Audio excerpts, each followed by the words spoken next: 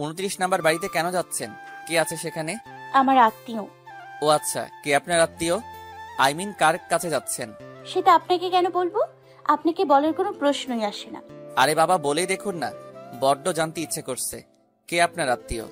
মীরার মাথায় তখন দুষ্টুমি খেলে গেল। তখন সে দুষ্টুমি করে বলল, ওই বাড়ির ছেলেটা আমার বয়ফ্রেন্ড, আরমান সাহেবের ছেলে।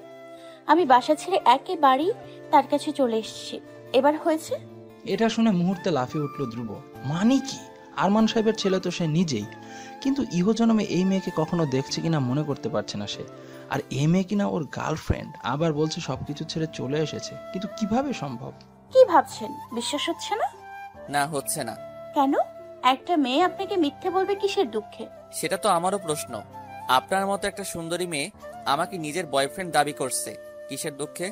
মীরা এটা শুনে অবাক হয়ে তাকালো ধ্রুবর দিকে, তারপর চোখ পাকিয়ে বলল, মানে? হ্যাঁ মানে, আমি ওই বাড়ির একমাত্র ছেলে, আর আরমান সাহেব আমার বাবা। এটা শুনে মীরার মুখটা একদম ছোট একটু হয়ে গেল। তখন সে জিহ্বায় কামড় দিয়ে বলল, সরি ভাইয়া, I am really sorry. It's okay, কিন্তু এই বানানো কথাটা কেন বললে আমাকে? সরি বললাম তো, হুট করেই মাথায় দুষ্টুমি চলে এলো তাই। যদি আমার কোনো প্রতিবেশীকে এই কথাটা বলতে, তাহলে মান সম্মান, আমার বাবার সম্মান সব চলে যেত। সরি ভাইয়া, আমি এই কথাটা একদমই ভাবিনি। ভাগ্যিস আপনার সাথেই দেখা হয়ে গেল। অন্য কাউকে বললে সত্যি বড় বিপদ হয়ে যেত। আচ্ছা আচ্ছা, বুঝলাম, কিন্তু ওই বাড়িতে কেন যাচ্ছ বলবে কি? কি দরকার? কে তোমার আত্মীয়? মীরা তখন মুখটা কেমন করে বলল, আসলে আপনার বোন আইরিন আমার বন্ধু, আমরা খুব ভালো ফ্রেন্ড। আমার বাসায় একটা বড় সমস্যা হয়েছে, তাই বাসা ছেড়ে চলে এসেছি। 2 দিন থাকবো আইরিনের কাছে। ও আচ্ছা, বুঝলাম, কিন্তু তুমি কি আইরিনকে জানিয়ে এসেছো? আই মিন ফোনে কথা বলে এসেছো? না ভাইয়া, আব্বু আমার ফোন নিয়ে ভেঙে ফেলেছে। আমি আইরিনের সাথে যোগাযোগই করতে পারিনি। বুঝলাম। আচ্ছা আসো, সমস্যা নেই। কেন সমস্যা হতে পারে? আমি এর আগে কখনো আইরিনের বাসায় যাইনি। সমস্যা হবে না, কিন্তু কথা হচ্ছে বাসায় তো আজকে কেউ নেই। আম্মু আব্বু আর আইরিন আমাদের গ্রামের বাসায় বেড়াতে গেছে।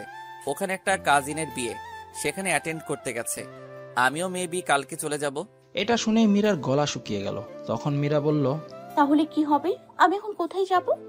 ভয় পেও না, তোমার সম্ভবত কোথাও যাওয়ার জায়গাও নেই। তুমি আজ রাতে আমাদের বাসাতেই চলো, কালকে না হয় আমার সাথে আমাদের গ্রামের বাসায় যাবে। তারপর মীরা কিছুক্ষণ কি যেন ভাবলো। আইরিনের সাথে অনেক দিনের বন্ধুত্ব, ওর ভাই সম্পর্কে ভালো ভালো কথাই শুনে এসেছে সব সময়। ধ্রুবকে বিশ্বাস করাই যায়। আর রাতটা পার হলে কালকে আইরিনের কাছে চলে গেলেই হবে, কারণ মীরার তো আর কেউ নেই যার কাছে সে এই মুহূর্তে চলে যাবে। আসো, ভয় পেও না, কেমন? আচ্ছা।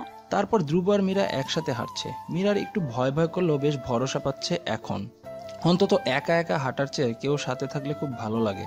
আর ধ্রুবকে দেখলেই অনেক ভরসা পাওয়া যায়। তার কিছুক্ষণ পর হাঁটতে হাঁটতে বাসায় পৌঁছে গেল দুজনে। বাসার ভিতরে ঢুকে লাইট জ্বলিয়ে দিল ধ্রুব।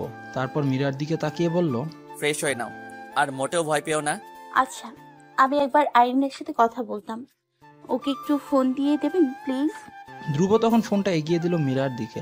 মীরা ফোন নিয়ে পাশের রুমে চলে গেল। কিছুক্ষণ কথা বলার পর ধ্রুবর কাছে এসে ফোনটা ফেরত দিল। তারপর ধ্রুব বলল, এইদিকে বাথরুম, তুমি গিয়ে ফ্রেশ হয়ে নাও, এসে নাস্তা করে নাও, আমি খাবার রেডি করছি। আপনাকে কষ্ট করতে হবে না, অযথা কষ্ট দিচ্ছি এসে। আরে না, আপনি আমাদের গেস্ট, গেস্টদের সেবা করার একটু দায়িত্ব তো নিতেই হয়, তাই না? মীরা তখন মুচকি হেসে বাথরুমের দিকে চলে গেল। বাথরুমে গিয়ে ফ্রেশ হয়ে ভেতর থেকে ডাকলো, আপনি কি আছেন? আছি এখানে। একটু তোয়ালে আর আইরিনের একটা ড্রেস দিয়ে যেতে পারবেন প্লিজ? তখন ধ্রুব কি যেন ভেবে হাসলো। তারপর আইরিনের রুমে ঢুকে ওর একটা জামা নিয়ে বাথরুমের দরজা গিয়ে নক করলো। দরজা একটু ফাঁক করে হাত বাড়িয়ে সেগুলো নিল মীরা। তারপর আবারও দরজা লাগিয়ে দিল। ধ্রুবর কেন জানি খুব আনন্দ হচ্ছে। প্রথম দেখি কারো প্রেমে পড়ে গেছে, সেই মেয়েটি আজ ওর বাসায়।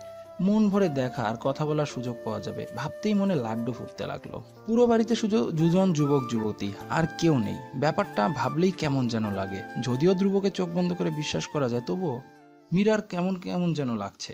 নায়িকার নাম চেঞ্জ করলাম মীরা থেকে অর্থী। বাসাটা সম্পূর্ণ ফাঁকা, কোনো সারা শব্দ নেই। কেমন ভূতুরে একটা ভাব বিরাজ করছে। অর্থী তখন ফ্রেশ হয়ে এসে নাস্তার টেবিলের কাছে চলে এলো। ধ্রুব নাস্তা রেডি করে বসে আছে। অর্থী হেসে বলল, এত কষ্ট করার কোনো দরকার ছিল কি? আরে কষ্ট বলছেন কেন? আপনি তো আজকে আমার অতিথি, অতিথির সেবা করাই পরম ধর্ম। তাই নাকি? তবে পরম ধর্ম পালন করুন, কিন্তু আমাকে তুমি করে বলতে হবে। আমি তো আইরিনের ফ্রেন্ড, আর আপনার চেয়েও বয়সে অনেক ছোট। ও আচ্ছা, নাও বসো, নাস্তা খাওয়া শুরু করো। তারপর অর্থি হেসে চেয়ারে বসে পড়ল। ধ্রুব খাবার এগিয়ে দিল, স্যান্ডউইচ, জুস ও ফ্রুটস। আর কোনো খাবার নেই। ফ্রিজ ঘাটাঘাটি করে একটু পুডিং পেয়েছে, সেটা এগিয়ে দিল অর্থির দিকে। অর্থি এরকম আতিথেয়তা দেখে মুখ টিপে হাসলো, কিন্তু কিছুই বলল না। বেশ মজা লাগছে ওর। ধ্রুব কত যত্ন করে খাওয়াচ্ছে ওকে। খাবার মাঝখানে ধ্রুব জিজ্ঞাসা করলো, বাসায় কে কে আছে তোমার? বাবা মা আর ছোট ভাই। ও, তারা তোমাকে খুঁজবেন না? হয়তো খুঁজবেন, হয়তো খুঁজবেন না। কি সমস্যা একটু বলবে কি আমাকে? নাকি রেস্ট্রিকশন আছে? না, আসলে বলতে ইচ্ছে করছে না। ওকে, ইচ্ছে না করলে জোর করে শুনবো না। তুমি খাও, আমি একটু রাইস কুকারে ভাত বসিয়ে দেই। কেন, আপনি ডিনার করেননি? আমি বাইরে থেকে খেয়ে এসেছি, তোমাকে তো না খাইয়ে রাখা যায় না। আপনিও না? আমার নাস্তা খেয়ে পেট ভরে গেছে, আর কিছু লাগবে না। দেখো, বাসায় যদি খাবার না থাকতো তাহলে না হয় না খাইয়ে রাখতাম। ফ্রিজে তরকারি আছে, আমি ভাত রেঁধে দিচ্ছি। তরকারি গরম করে দিচ্ছি, তুমি খেয়ে নেবে। আচ্ছা আচ্ছা, তাহলে আর 2 মিনিট বসুন আপনি, আমি নিজেই ভাত বসিয়ে দিচ্ছি। আমাকে শুধু রান্নাঘরটা দেখিয়ে দিন। সে কি, তুমি তো আমার গেস্ট। তাতে কি, মেয়ে মানুষ থাকতে একটা ছেলে কেন রান্না করবে? তার উপর মেয়েটা বেশ ভালোই রান্না জানে। আচ্ছা, তাহলে খেয়ে নাও আগে। তারপর অর্থি নাস্তা শেষ করেছে।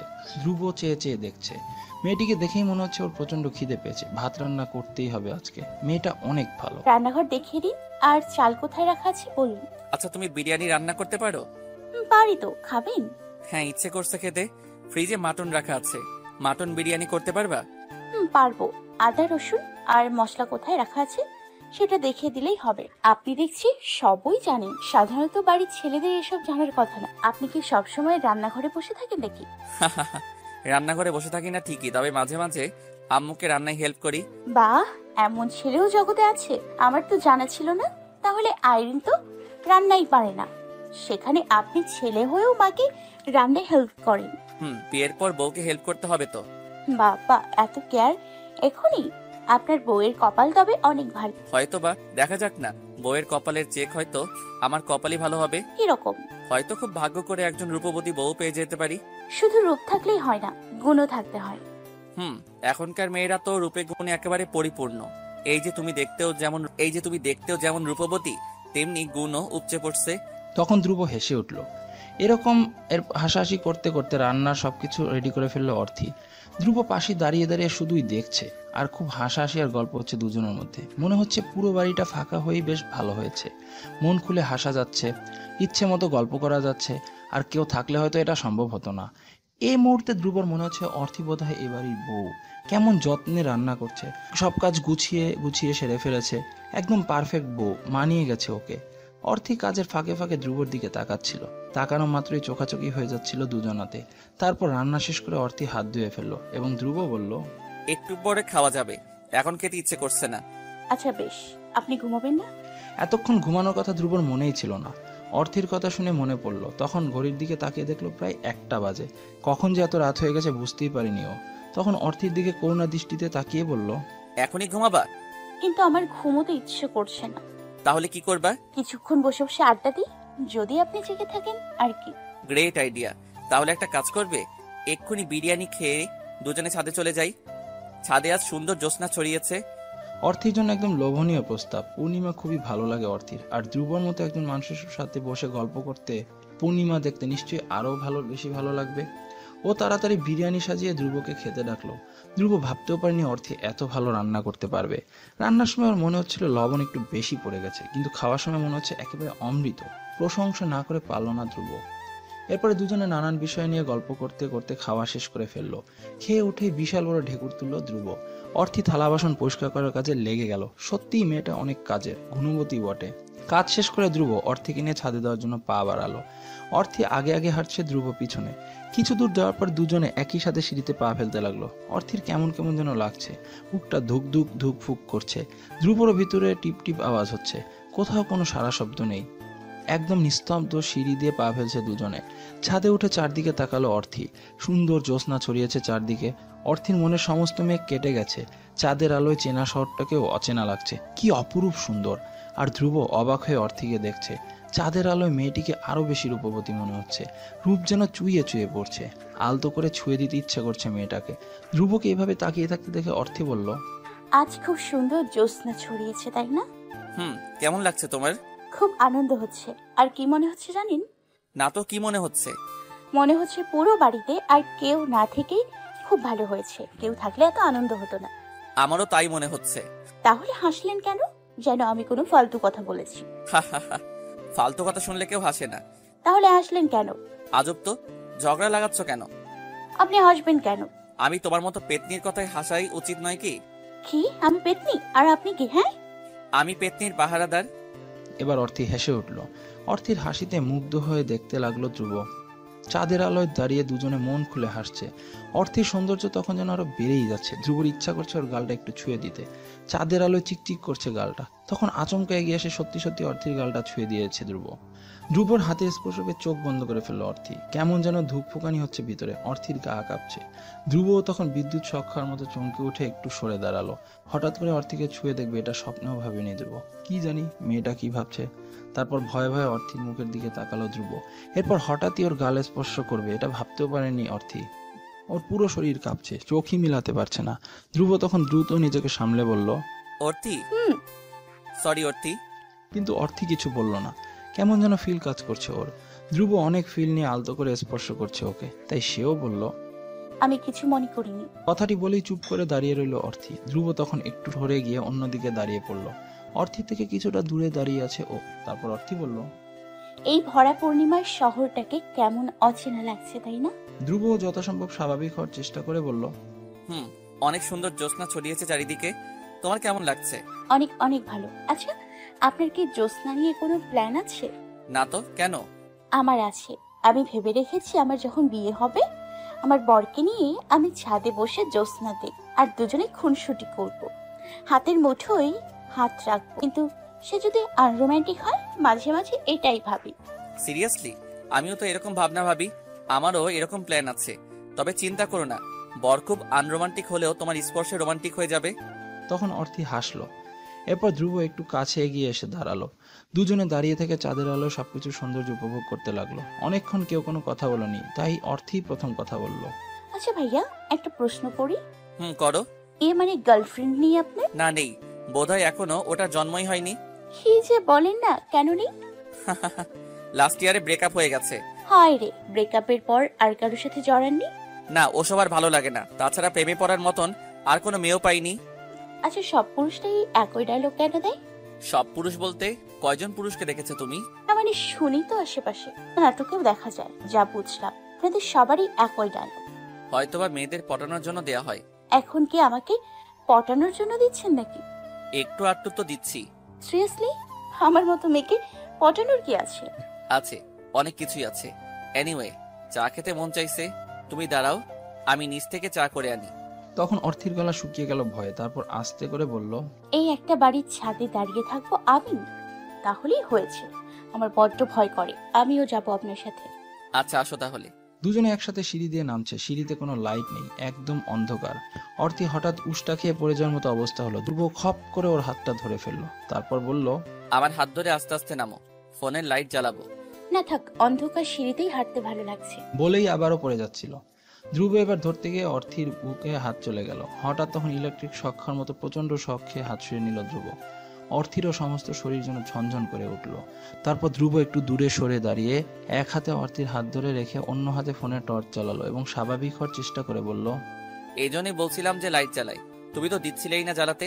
দেখো, সাবধানে দেখে দেখে হাঁটো। কিন্তু স্বাভাবিক হওয়ার যত চেষ্টাই করুক, মাথার মধ্যে একটু আগে ঘটে যাওয়া ঘটনাটা ঘুরপাক খাচ্ছে। এ জীবনে কখনো কোনো মেয়ের শরীর স্পর্শ করেনি ধ্রুব। কেমন যেন আবেগ খেলা করছে মাথায়, আর অন্যরকম ফিল হচ্ছে। আর অর্থি একদম জড়সড় হয়ে আস্তে আস্তে নামছে। এখনো ধ্রুব এক হাতে ধরে রেখেছে ওকে। কেমন কেমন যেন লাগছে ওর, কিন্তু ঘটনাটা আকস্মিকভাবে ঘটে গেছে। ধ্রুবকেও দোষ দেওয়া যায় না, কিন্তু যে অন্যরকম ফিল্ডুকো কাজ করছে সেটা ভেবেই বুকের ধূপ ফুকুনিটা যেন বেড়েই যাচ্ছে অর্থির। ও ভাবছে ধীরে ধীরে ধ্রুব প্রেমে পড়ে যাচ্ছে না তো।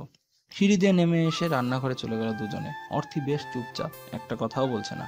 ধ্রুব নিজেই চা বানাতে চলে গেল। অর্থি দাঁড়িয়ে দাঁড়িয়ে দেখবে ব্যাপারটা কেমন যেন না, কিন্তু লজ্জায় মুখও তুলতে পারছে না। এখন ধ্রুবর পাশে দাঁড়িয়ে চা বানাতে পারবে না ও, তাই বলল, আমি রুমে গিয়ে শুয়ে পড়ি। ধ্রুব তখন কি বলবে বুঝতে পারলো না, তবে অর্থির খুব আনইজি লাগছে সেটা বুঝতে পারলো, তাই বলল, আচ্ছা যাও, সব রুমই ফাঁকা আছে, যে কোনো রুমে গিয়ে শুয়ে পড়ো। অর্থীও মাথা নাড়িয়ে একটা রুমে গিয়ে বিছানায় গা এলিয়ে দিল। ভালো লাগছে না ওর কিছু। বারবার আজকের দিনটার কথা মনে পড়ছে। অনেক স্বাভাবিক হতে চেষ্টা করে বারবার সেই বাবা আর মায়েরগুলো মনে পড়ছে। এত বড় একটা মেয়ের গায়ে এখনো হাত তুলেন উনি, এখনো মেয়েকে চড় থাপ্পড় দেন, লাঠি ঝাঁটা দিয়ে পেটান, সহ্য করা যায় না। সেজন্যই তো রাগ করে বাড়ি ছেড়ে চলে এসেছে ও। আরও কত রকম ভাবে নির্যাতন করেন বাবা মা। তখন অজান্তেই চোখ দিয়ে পানি পড়ছে অর্থীর। কখন যে চোখের কোণে পানি এসে গেছে তা বুঝতেও পারলো না অর্থী। খুব কান্না পাচ্ছে ওর, কিছুতেই চেপে রাখতে পারলো না, তাই হাউমাউ করে কেঁদেই ফেললো। ওর কান্নার শব্দ শুনে ছুটে আসলো ধ্রুব। দরজা খোলাই ছিল। ঘরে এসেই বিছানার পাশে বসে অর্থীকে বারবার জিজ্ঞেস করতে লাগলো, কি হয়েছে তোমার? কিন্তু অর্থী কাঁদতেই লাগলো। কিছুতেই কান্না থামাচ্ছে না। ধ্রুবর নিজেকে খুব অপরাধী মনে হচ্ছে। কেবলই মনে হচ্ছে ওর জন্যই অর্থী কষ্ট পেয়ে কাঁদছে। কিভাবে ওকে সান্ত্বনা দেবে বুঝতে না পারে অপরাধীর মতো মাথা নিচু করে রইল। অনেকক্ষণ কান্না করার পর অর্থীর কান্না একটু হালকা হলো। তখন ধ্রুব জিজ্ঞাসা করলো, তুমি কি আমার উপর রেগে গিয়ে? কিন্তু কথা শেষ করতে পারলো না ধ্রুব। অর্থী ওর বুকে লুটিয়ে পড়ে কান্না জুড়ে দিল আবার। এই মুহূর্তে ধ্রুব কি বলবে বুঝতে পারছে না। অর্থীর কান্নাও সহ্য হচ্ছে না ওর। যদি ওর উপর রাগ থাকতো তাহলে ওর বুকে মাথা রেখে কাঁদতো না। নিশ্চয়ই অন্য কোথাও কষ্ট আছে ওর। তাই ধ্রুব জিজ্ঞাসা করলো, কি হয়েছে অর্থী, আমাকে বলো। আমার বাসার সৎমা আমাকে একদমই দেখতে পারে না। বাসার সব কাজ আমি করি, তবু আমাকে বকা দেয় আর খুব টর্চার করে। আজকেও আমার বাবার হাতে মার খাইয়ে নিয়েছে। এত বড় মেয়ের গায়ে হাত তোলে? খুব মারে আমাকে। বলেই অর্থী আরো জোরে জাপটে ধরল ধ্রুবকে। মনের সমস্ত কষ্ট হালকা করে নিচ্ছে কেঁদে কেঁদে। তখন ধ্রুব বলল, কেঁদো না অর্থী, তুমি এজন্য বাসা থেকে চলে এসেছো? হ্যাঁ, কোথায় যাবা এখন? আমি জানি না কোথায় যাব। আমার যাওয়ার কোনো জায়গা নেই, সেজন্যই আজকে এখানে এখন কোথাও একটা চলে যাব। তখন হঠাৎই অর্থীর প্রতি অন্যরকম একটা মায়া কাজ করছে ধ্রুবর। মেয়েটার অনেক কষ্ট, এখন কোথায় যাবে তাও জানে না। ওর একটা কিছু ব্যবস্থা করে দিতে হবে, এভাবে কষ্ট দেওয়া যাবে না। খুব লক্ষ্মী একটা মেয়ে। আমার মা আমাকে খুব বাজেভাবে অপমান করে তাড়িয়ে দিয়েছে আমাকে। আমি বাসা থেকে চলে আসতাম না। সে কি কি বলো এসব? খুব বাজে কথা বলেছে, আমি সহ্য করতে না পেরে চলে এসেছি। কি করবো আর, আমাকে সে একদমই সহ্য করতে পারে না। অর্থীর চোখের জলে বুক ভিজে যাচ্ছে ধ্রুবর। তবুও ভালো লাগছে ওর। মেয়েটা যে ওকে ধরে কাঁদছে সেটা ভেবেই ভালো লাগছে। একটা ভরসায় বুক ওর খুবই দরকার। প্রত্যেকটা মেয়েরই একটা ভরসার বুক খোঁজে। ইস, যদি ধ্রুব হতে পারতো। তখন ধ্রুব বলল, কাঁদে না, ওঠো তো, হাত মুখ ধুয়ে এসো, চা খাও। ধ্রুবর কথা শুনে একটু শক্ত হলো অর্থী। উঠে হাত মুখ ধোয়ার জন্য পা বাড়ালো, কিন্তু টাল সামলাতে না পেরে পড়ে যাচ্ছিল। আর সাথে সাথেই ধ্রুব হুট করেই ধরে ফেললো ওকে। আচ্ছা, ছেলেরা বেশি ছলনাময়ী নাকি মেয়েরা?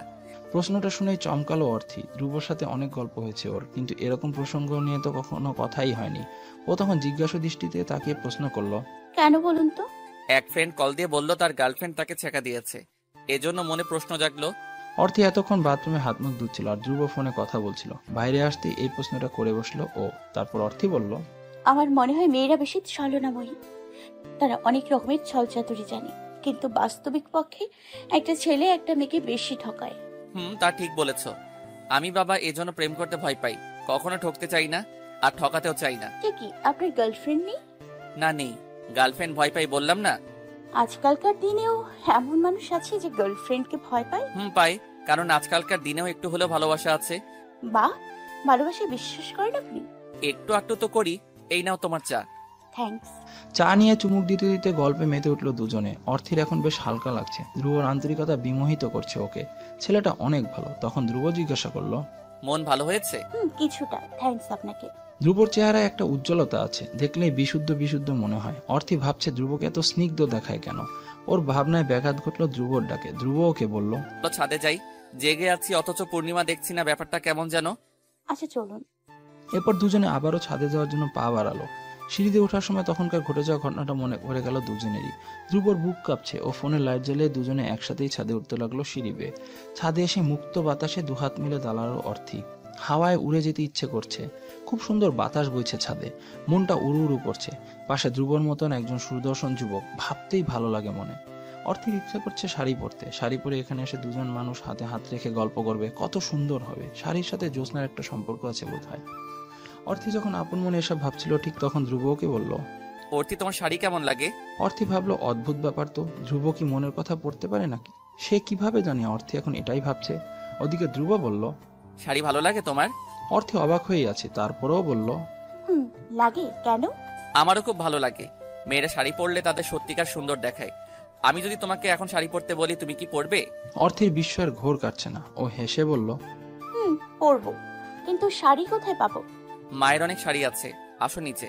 আমি যে শাড়ি পরতে পারি না। সমস্যা নেই, এখন ইউটিউবে সব পাওয়া যায়। ইউটিউবে ভিডিও দেখে দেখে শাড়ি পরে নিবা, পরবা। অর্থের আনন্দ যেন আর ধরেই না। এতক্ষণ নিজেই শাড়ি পরার কথা চিন্তা করছিল, কোনো বাধা ছাড়াই রাজি হয়ে গেল ও। তারপরে নিচে এসে আলমারি থেকে শাড়ি বের করলো ধ্রুব। অনেকগুলো শাড়ি আছে মায়ের, খুবই সুন্দর দেখতে। অর্থি বারবার দেখছে সবগুলো শাড়ি উল্টে পাল্টে, কোনটা ছেড়ে কোনটা পরবে বুঝতে পারছে না। তখন ধ্রুব বলল, কোনটা নিবে? আপনি বলুন কোনটা পরি, আমাকে কোনটায় মানাবে? তোমাকে সব শাড়ি মানাবে, যে কোনো একটা নাও। বুঝতে পারছি না কোনটা নেব, আপনি বলুন। তারপর ধ্রুব একটা কালো শাড়ি বের করে অর্থির হাতে দিল। শাড়ি হাতে নিয়ে অর্থি বলল, ব্লাউজ ছাড়া কিভাবে শাড়ি পরবো? ওহ, এবার কি হবে? আম্মুর ব্লাউজ তো তোমার গায়ে হবে না। শাড়ি পরবো কিভাবে তাহলে? আরে আইরিনের তো ব্লাউজ আছে মনে হয়, তুমি আসো দেখি ওর ঘরে পাওয়া যায় কিনা। বলেই ধ্রুব ওকে আইরিনের ঘরে নিয়ে আসলো। অর্থি সব কাপড় চোপড় খুঁজে কোনো ব্লাউজ পেল না। ধ্রুব তখন আইরিনকে কল দিয়ে জিজ্ঞাসা করলো, তোর কি ব্লাউজ আছে? হ্যাঁ ভাইয়া আছে, কেন বলতো? দরকার আছে। বাসায় কোনো ব্লাউজ দেখে গেছিস নাকি নিয়ে গেছিস? রেখে এসেছি একটা ব্লাউজ, কিন্তু কেন, ব্যাপার কি ভাইয়া? বাসায় কি কাউকে নিয়ে এসেছে? তোর বান্ধবী শাড়ি পরবে। ভাইয়া ব্যাপার কি? আমার বান্ধবীর সাথে কি চলে? কিছু হচ্ছে নাকি? একটু একটু লাইন মারছি। এবার বল কই আছে। তারপর আইরিন ওকে বলে দিল কোথায় ব্লাউজ রাখা আছে। ধ্রুব সেখান থেকে বের করে অর্থিকে পরে নিতে বললো। তারপর ইউটিউবে ভিডিও চালু করে দিয়ে ধ্রুব ঘর থেকে বেরিয়ে গেল। অর্থি অনেকক্ষণ চেষ্টা করেও শাড়ি পরতে পারলো না, একা একা হচ্ছে না। এক হাত আঁচল বুকে জড়িয়ে দরজা খুলে ধ্রুবকে ডাকলো। ধ্রুব ওকে হেল্প করতে বললে থতমত খেয়ে গেল ধ্রুব। ও এসে শাড়ি পরানোর চেষ্টা করতে লাগলো। কুচিগুলো করে অর্থির হাতে দিতে গিয়ে অর্থির নাভির দিকে চোখ চলে গেল ওর। ভয়ানক জিনিস দেখে ফেলেছে। নাভির সৌন্দর্য দেখে মাথা এলোমেলো হয়ে গেল ধ্রুবর। ও অর্থির চোখের দিকে তাকাতেই খেয়ে হারালো অর্থি। একে অপরের চোখের দিকে তাকিয়ে রইল অপলক ভাবে। কেউ কিছু বলছে না, শুধু চেয়ে চেয়ে দেখছে একজন আরেকজনকে। দৃষ্টি বাদ মানছে না, যত দেখছে তত গভীর হয়ে যাচ্ছে। দুজনের বুকের ভেতরটা যেন ধুকফুক করছে। তখন অজান্তেই শাড়ি গুজে দিল ধ্রুব। আবেশে চোখ বুজে ফেললো অর্থি। অর্থির দিকে তাকিয়ে ধ্রুবর খেয়াল হলো অর্থির শাড়ির ভেতরে গুজে দিয়েছে। এরপর ওর উষ্ণ শরীরে স্পর্শ অনুভব করে কেমন ফ্যাকাশে হয়ে গেল। ধুকফুকুনি বাড়ছে। এদিকে অর্থি ও ধ্রুবর হাতের স্পর্শ পেয়ে কেঁপে কেঁপে উঠছে।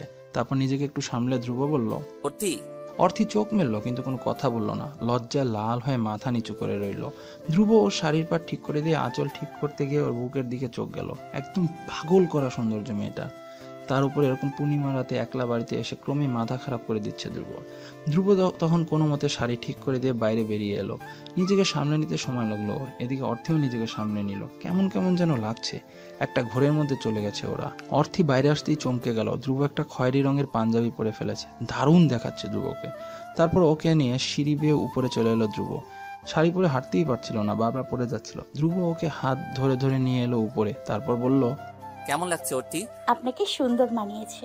আরে আমার কথা বলিনি, আমি জানতে চাচ্ছি তোমার কেমন লাগছে। ভালো। আপনি? আঙুল ছুঁয়ে থাকতে পারলে বেশ হতো। অর্থি এবার লজ্জায় লাল হয়ে গেল। এদিকে ধ্রুব মাথা চুলকালো। ও যে কিভাবে কথাটা বলছে নিজেই জানে না। ভালোবাসা থেকে বেরিয়ে গেছে কথাটা। ও আর কিছু বলল না, চাঁদের আলোয় অর্থির দিকে তাকিয়ে হাসলো। এরপর অর্থি ধ্রুবর পাশে এসে দাঁড়িয়ে ওর হাতের উপর হাত রাখলো। অর্থির উষ্ণ হাতের স্পর্শে চমকে উঠল ধ্রুব। এত নরম হাত, মেয়েদের হাত এত নরম হয় কি করে? প্রশ্নটা করতে গিয়েও করতে পারল না। অবাক হয়ে আকাশের চাঁদের দিকে চেয়ে রইল। পূর্ণিমা রাতে হাতে হাত রেখে দুজন মানুষ দাঁড়িয়ে আকাশ দেখছে। বাহ, কি অদ্ভুত সুন্দর সবকিছু। তখন ধ্রুব বলল, আচ্ছা অর্থি, এখান থেকে চলে যাবার পর তোমার কি মনে পড়বে না আজকে রাতটার কথা? আপনার কি মনে পড়ে না? সারা জীবন মনে থাকবে আমার। এরকম সুন্দর রাত আমার লাইফে কখনো আসেনি। তাহলে আমাকে জিজ্ঞেস করছেন কেন? মানে এরকম সুন্দর রাত কখনো জীবনে আসেনি। তুই চলে যাবে ভাবলেই কেমন যেন লাগে। কেমন লাগলেও কিছু করার নেই, যেতে তো হবেই, তাই না? সম্ভব হলে সারা জীবনের জন্য এখানে রেখে দিতাম তোমায়। তাই নাকি? এতটুকু বলছেন, সেটাই আমার জন্য অনেক। এটা কি সম্ভব না অর্থি? হয়তো সম্ভব কিংবা সম্ভব নয়, আমার জানা নেই। যদি সম্ভব করতে চাই, তুমি কি করবে? এবার একটু বেশি অবাক হলো অর্থি। একটা মেয়েকে কখনোই সারা জীবনের জন্য অন্যের বাড়িতে থাকা হয় না। থাকতে চাইলে একদম ঘরের বউ হয়ে থাকতে হবে। সেটা কি আদৌ সম্ভব? সে যদি নিজেই সম্ভব করতে চায় তাহলে কি করবে অর্থি? তখন অর্থি ধ্রুবর দিকে তাকিয়ে রইল। আর ধ্রুব বলল, তোমার কি আপত্তি হবে এই বাড়ির একজন হয়ে থাকতে? অর্থি নিশ্চুপ হয়েই আছে। ওকে চুপ থাকতে দেখে ধ্রুব প্রসঙ্গ বদলানোর চেষ্টা করলো, বিভিন্ন বিষয়ে গল্প করার চেষ্টা করলো। এদিকে ওর হাত ধরেই রেখেছে শক্ত করে, আঙুলের ফাঁকে আঙুল। রাত বেড়ে যাচ্ছে, রাত 2:30 বাজে। ছাদে এখন বেশ ঠান্ডা ঠান্ডা ভাব, আর বেশিক্ষণ ছাদে থাকা যায় না। এবার রুমে যেতে হবে, কিন্তু দুজনের কারোরই রুমে যেতে ইচ্ছা করছে না। রুমে গেলেই তো শুয়ে পড়তে হবে, আর এই রাতটা কখনো ফিরে পাওয়া সম্ভব হবে না। তবু আর কতক্ষণই বা থাকা যায়। নিচে যাওয়ার জন্য পা বাড়ালো দুজনে। হঠাৎ একটা ইটের সাথে উষ্টা খেয়ে পড়ে যাওয়ার মতো অবস্থা হলো অর্থির। ধ্রুব হাত টেনে ধরে ওকে আটকালো, কিন্তু অর্থি ব্যথা পেয়েছে ভীষণ, খুঁড়িয়ে খুঁড়িয়ে হাঁটছে। ধ্রুব কোনো কিছু না ভেবেই ওকে কোলে তুলে নিল। এরকম আচরণ আশাই করেনি অর্থি। তার মানে কি ধ্রুব ওর প্রেমে পড়ে যাচ্ছে, নাকি আজকের রাতের খুব ঘোরের মধ্যে পড়ে গেছে সে? ধ্রুব অর্থিকে কোলে নিয়ে খুব সহজে নিচে নামতে লাগলো। অর্থি দুহাতে ওর গলা চেপে ধরে রইল। মনে হচ্ছে দুজন দুজনার কত আপন, একসাথে কত বছর চলাফেরা করেছে দুজনে, একে অপরকে কত ভালোবাসে, কত চেনা পরিচিত মনে হচ্ছে। অবাক হয়ে শুধু ওর মুখের দিকে তাকায় অর্থি। রুমে এসে অর্থিকে কোল থেকে নামিয়ে দিয়ে বিছানায় বসালো ধ্রুব। পায়ের দিকে তাকিয়ে দেখলো একটু চামড়া উঠে গেছে। ধ্রুব দ্রুত স্যাভলন নিয়ে এসে সেখানে লাগিয়ে দিল। পায়ে ধ্রুবর হাতের স্পর্শ পেয়ে শিহরিত হয়ে উঠল অর্থি। ধ্রুব আলতা করে ওর পা ছুঁয়ে দিল, তারপর অর্থিকে বিছানায় শুইয়ে দিয়ে বলল, ঘুমাও এখন। অর্থি করুণ দৃষ্টিতে তাকালো। ধ্রুব রুম থেকে বেরিয়ে যেতে দরজার কাছে আসতেই অর্থি চেঁচিয়ে ডাকলো, শুনুন, বলো। আমার ঘুম আসছে না। ঘুমাও, অনেক রাত হয়েছে। এর বেশি জেগে থাকলে শরীর খারাপ করবে। মাঝে মাঝে তো সারা রাত জেগে থাকা হয়, দু একটা দিন একটু জেগে থাকলে কি বা হবে? তাহলে জেগে থাকো, ঘুম এসে যাবে। আপনি আমি রুমে গিয়ে শুয়ে পড়ি, কোনো দরকার হলে ডাক দিও। সত্যি যাবেন? হ্যাঁ। ঘুমাবেন এখনই? হ্যাঁ, কেন? এখানে থাকুন না, আমার একা একা জেগে থাকতে মোটেও ভালো লাগবে না। সারা রাত বসে গল্প করতে কি আপনার কষ্ট হবে? ধ্রুব অবাক হয়ে গেল অর্থির কথায়। কষ্ট হওয়ার কোনো প্রশ্নই আসে না, বরং ওর পাশে থাকতে পারলে ওর ভালোই লাগবে। ধ্রুব তখন এসে অর্থির বিছানার পাশে বসলো। অর্থি শুয়েই রইল। ধ্রুব একবার ওর দিকে তাকিয়ে কেমন যেন ফ্যাকাশে হয়ে গেল। অর্থিকে শাড়ি পরে দারুণ সুন্দরী দেখাচ্ছে। এত সুন্দর একটা মেয়ে হয় কিভাবে? ওর ঘন কালো লম্বা চুল দেখে আরো পাগল হয়ে যেতে ইচ্ছা করে। এত সুন্দর দেখতে মেয়েটা, তাই বেশিক্ষণ তাকিয়ে থাকতে পারলো না। অন্যদিকে তাকালো ধ্রুব। অর্থি কিছুক্ষণ জেগে থেকে কথা বলল, তারপর ধ্রুব ওকে গল্প শোনাতে লাগলো। গল্প শোনাতে শোনাতে তাকিয়ে দেখে অর্থির কোনো সারা শব্দ নেই, ঘুমিয়ে গেছে মেয়েটা। তারপর একটা দীর্ঘশ্বাস ছেড়ে উঠে দাঁড়ালো ধ্রুব, নিজের রুমে এসে শুয়ে পড়ল। সকালবেলা অর্থির ঘুম ভাঙলো ধ্রুবর ডাকে। চেয়ে দেখে ধ্রুব চায়ের কাপ হাতে নিয়ে দাঁড়িয়ে আছে। তখন অর্থি বলল, চা? উঠে চা খাও। আমি রাতে আপনাকে থাকতে বলে নিজেই ঘুমিয়ে গেছি, সরি। ইটস ওকে, ফ্রেশ হয়ে আসো। আপনি কোথায় ঘুমিয়েছেন? আমার রুমে। কেন, তোমার রুমে ঘুমাবো ভেবেছিলে নাকি? অর্থি লজ্জা পেয়ে বসলো। ধ্রুব বসে রইল আর ও বাথরুমে গিয়ে ফ্রেশ হয়ে আসলো। তারপর কাপে চা ঢেলে দিল ধ্রুব। অর্থি চা নিয়ে চুমুক দিয়ে বলল, দারুণ হয়েছে চাটা। এত সকাল সকাল কষ্ট করে চা বানাতে গেলেন কেন? বারে, বাসায় গেস্ট এসেছে না। আহা হয়েছে, আমাকে আর গেস্ট বানাতে হবে না। চায়ের জন্য থ্যাঙ্কস। রাতে বিরিয়ানি রান্না করে ফ্রিজে রেখে দিয়েছিল, সেটা বের করে হালকা গরম করে নিয়ে খেতে বসলো দুজনে। খাওয়ার সময় ধ্রুব অর্থিকে বলল খেয়ে উঠে রেডি হয়ে নিতে। গ্রামের বাসায় যাওয়া হবে, বিয়ে বাড়িতে। অর্থি যেতে চাইছিল না, কিন্তু না গিয়েও উপায় নেই। ওর তো আর যাওয়ার কোনো জায়গাই নেই, তাই রেডি হয়ে বেরিয়ে পড়লো ওরা। বাসে পাশাপাশি সিটে টিকিট করলো। বাসের সিটে বসে দারুণ আনন্দ হতে লাগলো অর্থির। এখন সুন্দর একটা জার্নি হবে, তার উপর পাশে একজন হ্যান্ডসাম বয়। বাস ছেড়ে দিলে একটা ইয়ারফোন কান ছেড়ে দিয়ে দুজনে শেয়ার করে গান শুনতে লাগলো। ধ্রুবর মনটা খুশি খুশি লাগছে। ধ্রুবর একটা হাত অর্থির পেটের এক সাইডে লাগছে বারবার, আর অর্থি কেঁপে কেঁপে উঠছে, কিন্তু খুব ভালো লাগছে অর্থির। ওর বাহুটা যেন এভাবেই থাকে ওখানে, এমন মনে হচ্ছে ওর। জার্নিটা বেশ উপভোগ্যকর হয়ে উঠেছে। তখন অর্থি বলল, রাতের ব্যাপারটার জন্য সরি। কোন ব্যাপারটা? এই যে আমি আপনাকে জেগে থাকতে বলে ঘুমিয়ে গেলাম। আরে ব্যাপার না, এটা নিয়ে আর কোনো কথা নয়, ওকে? আপনাকে কষ্ট দিচ্ছি তাই না? ধুর বোকামে, কষ্ট হবে কেন? আমার তো ভালোই লাগছে তুমি এসছো। বাই দা ওয়ে, তুমি কিন্তু কথার উত্তরটা এখনো দাওনি। কোন কথা? এই যে, যদি থেকে যেতে বলি। জানি না, আর দুটো দিন যাক, দেখি কি হয়। ওকে, সময় বলে দিবে সবকিছু। জানালা দিয়ে বাতাস আসছে ভালোই। ধ্রুব খেয়াল করে দেখলো অর্থি ঘুমে ঢুলছে। ও বলল, ঘুম পেলে ঘুমাও অর্থি। ঘুম পাচ্ছে না। বলতে বলতে ঘুমিয়েও গেল মেয়েটা। ঘুমে মাথাটা ঢলে পড়ে যাচ্ছিল। ধ্রুব ওর মাথাটা নিয়ে নিজের কাঁধে রাখলো। কাঁধের উপর মাথা রেখে মেয়েটা ঘুমাচ্ছে। এত ঘুম কোথা থেকে আসে? ধ্রুবও তখন ওর মাথার সাথে নিজের মাথাটা রেখে ঘুমিয়ে পড়লো। ঘুম ভেঙে গেলে অর্থি টের পেল ও ধ্রুবর বুকে মাথা রেখে ঘুমোচ্ছে। ধ্রুবর বুকের ধুকফুকানি শুনতে পাচ্ছে ও, কিন্তু একটু নড়াচড়া করলো না। এভাবে থাকতে বেশ আরাম লাগছে ওর। উষ্ণ বুকে মাথা রেখে একটা উষ্ণ শরীর স্পর্শ, উফ দারুণ। ধ্রুবরও ঘুম ভেঙে গেছে, কিন্তু সেও নড়াচড়া করছে না, একদম শান্ত হয়ে বসে আছে।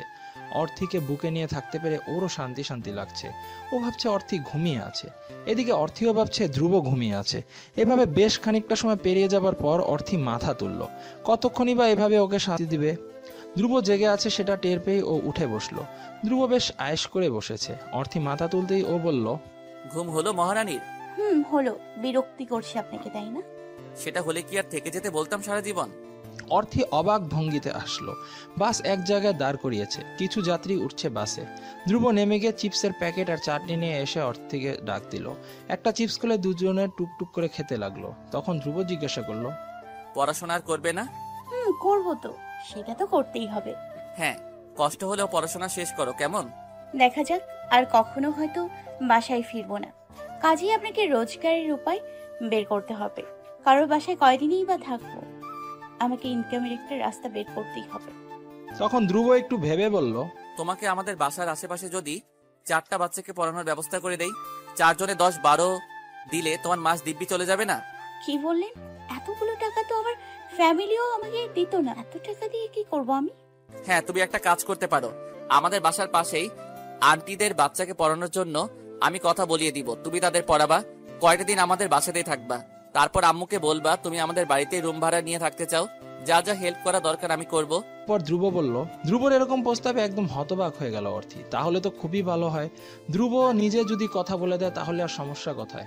ধ্রুবর বউ হয়ে ওদের বাড়িতে থাকার চেয়ে আপাতত নিজের ইনকাম করে থাকাটা ভালো। তারপর যদি ওসব কিছু হয় তবে সেটা তখন দেখা যাবে। ধ্রুব এই একই কথাই ভাবছে।